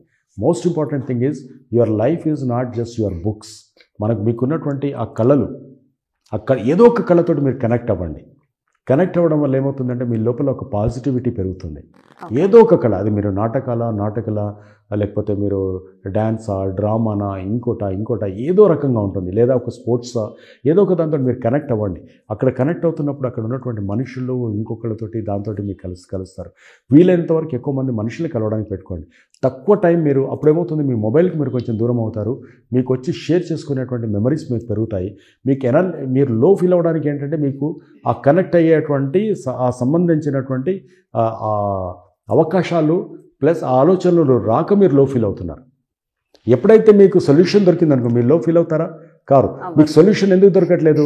మీ రాడార్లో అది లేదు, మీ ఆరాలో అది లేదు. కాబట్టి అది ఆరాలో కనపడాలి అని అంటే you should break your eyes and you should break your bracket and go out and meet the people. Okay. So ఎప్పుడైనా మీ లైఫ్లో డిప్రెస్ అయ్యారా? ఎవరన్నా చేయడానికి ట్రై చేస్తారా? మీ ఫ్రెండ్స్ కానీ మీ రిలేటివ్స్ కానీ ఎప్పుడైనా స్టిల్ టుడే? అది ఎప్పుడు జరుగుతుంటుందండి లైఫ్లో. మనని ఎప్పుడు దానికి నుంచి బయటకు రావడానికి మీరు ఏం చేస్తారు? నేను అదే చెప్తున్నాను. నేను అక్కడ ఉండేది ఒక 2-3 మార్గాలు. ఏంటంటే నేను ఆ టైంలో ఎక్కువ మంది వేరే మనుషుల్ని నాకు లైక్ మైండెడ్గా ఉన్నటువంటి మనుషుల దగ్గరికి పోయి నేను సరదాగా నేను గడపడానికి ప్రయత్నం చేస్తాను. నేను ఎక్స్ప్రెస్ చేయను నా బాధ ఉన్నది ఏంటో. నాకు ఎక్కడైతే నేను కంఫర్ట్గా ఫీల్ అవ్వగలుగుతానో ఆ కంఫర్ట్ జోన్కు నేను వెళ్ళడానికి ప్రయత్నం చేస్తాను నేను. నాకు అంటే ఇక్కడ నీడ ఎండగా ఉందండి, మీరు ఏం చేస్తారు? నీడున్న చోటుకి వెళ్తాం, చెట్టుకు దగ్గరికి వెళ్తారు, right? So that you'll get a relief. ఇక్కడ కూడా అంతే. మీకు ఎక్కడైతే పాజిటివిటీ మీకు ఎక్కడ డ్రా చేయగలుగుతారు అనుకుంటారో మీరు ఇమీడియట్గా అక్కడికి వెళ్ళిపోవాలి వాళ్ళతోటి. అరే వీళ్ళతోటి అంటే అందుకే అంటున్నాను నేను, మనకు ఫ్రెండ్స్ కానీ రిలేటివ్స్ కానీ చాలా ఇంపార్టెంట్. సోషల్ కనెక్ట్ ఇస్ చాలా ఇంపార్టెంట్. మీరు ఎవరితోటి మాట్లాడితే సరదాగా నేను మాట్లాడగలుగుతాము. నాకు ఇది వచ్చింది ప్రాబ్లం అంటే వాళ్ళ నుంచి అడ్వైస్ తీసుకోవడం కాదు. When you are taking an advice, సాధ్యమైనంతవరకు తీసుకోకండి. When you are taking an advice you are inferior. మీరు ట్యూషన్కి వెళ్తున్నారు అంటే యూఆర్ మళ్ళీ వాళ్ళకు ఉన్నటువంటి పరిధిలో వాళ్ళకి తోచిన దాంట్లో వాళ్ళు చెప్తున్నారు. మీకున్నటువంటి వాతావరణం మీకున్నది ఏంటి అనేది చెప్పడం కష్టం. అది దాన్ని అనాలిసిస్ చేసి చెప్పడం లేదు, అది వేరేది. ఉచిత సలహాలు నేను కూడా కూర్చొని ఎవరికో ఏదో ఇవ్వచ్చు. అందుకే ఎంతమంది చెప్పాను నేను, పర్టికులర్ పర్సన్ సెంట్రిక్గా మనం చెప్పలేం. సిచ్యువేషన్ సెంట్రిక్గా అక్కడ ఉన్నటువంటి ఆ పర్సన్కి ఉన్నటువంటి ఎన్విరాన్మెంటల్ సెంట్రిక్గా మనం మాట్లాడవచ్చు తప్ప ఉండదు. కాబట్టి వాళ్ళతోటి వెళ్ళి మీరు సరదాగా మాట్లాడండి. మీరు దాని నుంచి వచ్చేటప్పుడు మీరు రిలీఫ్ వస్తుంది. అప్పుడు ఉన్నటువంటి ప్రెషర్ ఒక గంట తర్వాత ఉండదు మీకు. It's a momentary, it's like emotion is always ఇలా ఉంటుంది అది. సో ఆ వేవ్ లాంటిది అది. ఆ వేవ్ అక్కడ ఉన్నంతసేపు మీకు దాని మీద ఇంపాక్ట్ ఉండకుండా ఉండాలంటే తగ్గించుకోవడానికి ఆ ప్లేస్కి వెళ్ళి మిమ్మల్ని మీరు కంఫర్ట్ జోన్ తీసుకొని వచ్చేసి కండిషన్ చేసుకొని బయటకు వచ్చేయండి. ఓకే. అండ్ మీరు ఎంటర్టైన్ అవ్వాలి అని అంటే, మీకు ఎంటర్టైన్మెంట్ కావాలి అంటే మీరు ఏం చేస్తారు? నాకు చాలా ఉన్నాయండి. I will go for a drive, I go for trekking, I go for book reading. నాకు ఏ రకమైందంటే నాకు ఏది నాకు తక్కువ అనిపిస్తే నేను అది చేస్తాను. I wanted go for a party అంటే నాకు అరే ఇది చాలా రోజులు అయిపోయింది, నాకు ఏది డెఫిషియన్సీ ఉంటే, ఏ విటమిన్ డెఫిషియన్సీ ఉంటే ఆ విటమిన్ వైపు వెళ్తాను నేను. కానీ అందరూ ఎంటర్టైన్మెంట్ అంటే సినిమా చూస్తామను, లేకపోతే ఇది సిరీస్ వాచ్ చేస్తామని అంటూ ఉంటారు. కానీ మీరు ఎంటర్టైన్మెంట్ అంటే మిమ్మల్ని ఎంటర్టైన్ చేసుకోవడానికి సంథింగ్ డిఫరెంట్ చెప్తున్నారు మీరు. కరెక్ట్. నాకు ఎంటర్టైన్మెంట్ అంటే నాకు స్ట్రెస్ వచ్చినప్పుడు నేను ఏదో కంట్రీకి వెళ్ళిపోతానండి, నేను ఏదో ఫారెస్ట్ వైల్డ్ లైఫ్ దీంట్లోకి వెళ్ళిపోతానండి. లేదా ఫ్రెండ్స్ అందరినీ పిలిచేసి ఏదో పెద్ద పార్టీకి నేను ఏదో సెలబ్రేట్ చేస్తానండి. My parties are called as K style parties. Lion Kiran K style parties అంటే మీకు గూగుల్లో కూడా కొడుతూ వస్తాయి. చాలా చాలా డిఫరెంట్గా ఉంటాయి, ఎవరు ఉండరు. ప్రతి పార్టీ ఒక థీమ్లో ఉంటుంది. రీసెంట్గా నేను డిసెంబర్లో చేసిన పార్టీ కోబాయ్ థీమ్తో చేశాను. నేను టెక్సస్ క్రియేట్ చేశాను, హైదరాబాద్ శిల్పారామంలో. రియల్ టెక్సస్లో ఉన్నటువంటి ఒక స్టడ్ ఫామ్ క్రియేట్ చేశాను. గుర్రాలు, వీళ్ళు, అంటే కాగడాలు. అది మళ్ళీ ఆగస్టు సెప్టెంబర్ కే స్టైల్ పార్టీ అంటే అది మళ్ళీ దాన్ని థ్రిల్ కూడా పోకూడదు కదా. అండ్ పీపుల్ వెయిట్, ఈవెన్ దాంట్లో ఫిల్మ్ ఇండస్ట్రీ వాళ్ళు వస్తారు, వీళ్ళు వస్తారు. అండ్ నెక్స్ట్ టైం డెఫినెట్గా మీరు కూడా రావచ్చు. సో నేనేమంటున్నానంటే ఒక 150 మెంబర్స్ ఉంటారు. అంటే మళ్ళీ 1 year తర్వాత కూడా నిన్ననే జరిగిందేమో అనేటువంటి ఒక అద్భుతమైన ఇది కనపడుతుంటుంది అక్కడ. So that's K style party. అంటే నేను అదే చెప్తున్నాను, 360 degrees of life one must enjoy. So చాలా హ్యాపీగా ఉంది కిరణ్ గారు మీతో ఇట్లా ఇంటర్వ్యూ టైంలో ఇంత టైం స్పెండ్ చేయడం. నాకు తెలిసి మీకు టైం అంతా నేను తినేసినట్టున్నా. చాలా అంటే మీరు చాలా వాటిలో యాజ్ ఎ మెంబర్స్ ఉన్నారు, సర్వీస్ ఓరియంటెడ్లో ఉన్నారు, అవి చేస్తున్నారు. ఇటు రియల్ ఎస్టేట్ రంగానికి సంబంధించి అండ్ బుక్స్ రాస్తారు, చదువుతారు. సో ఇంత బిజీ స్కెడ్యూల్లో కూడా మీ వాల్యుబుల్ టైంని మా కోసం కేటాయించి అండ్ ఎస్పెషల్లీ నేను అడిగిన ప్రతి దానికి ఇంత ప్రశాంతంగా సమాధానాలు చెప్పినందుకు థ్యాంక్ యూ సో మచ్ అండి. Thank you.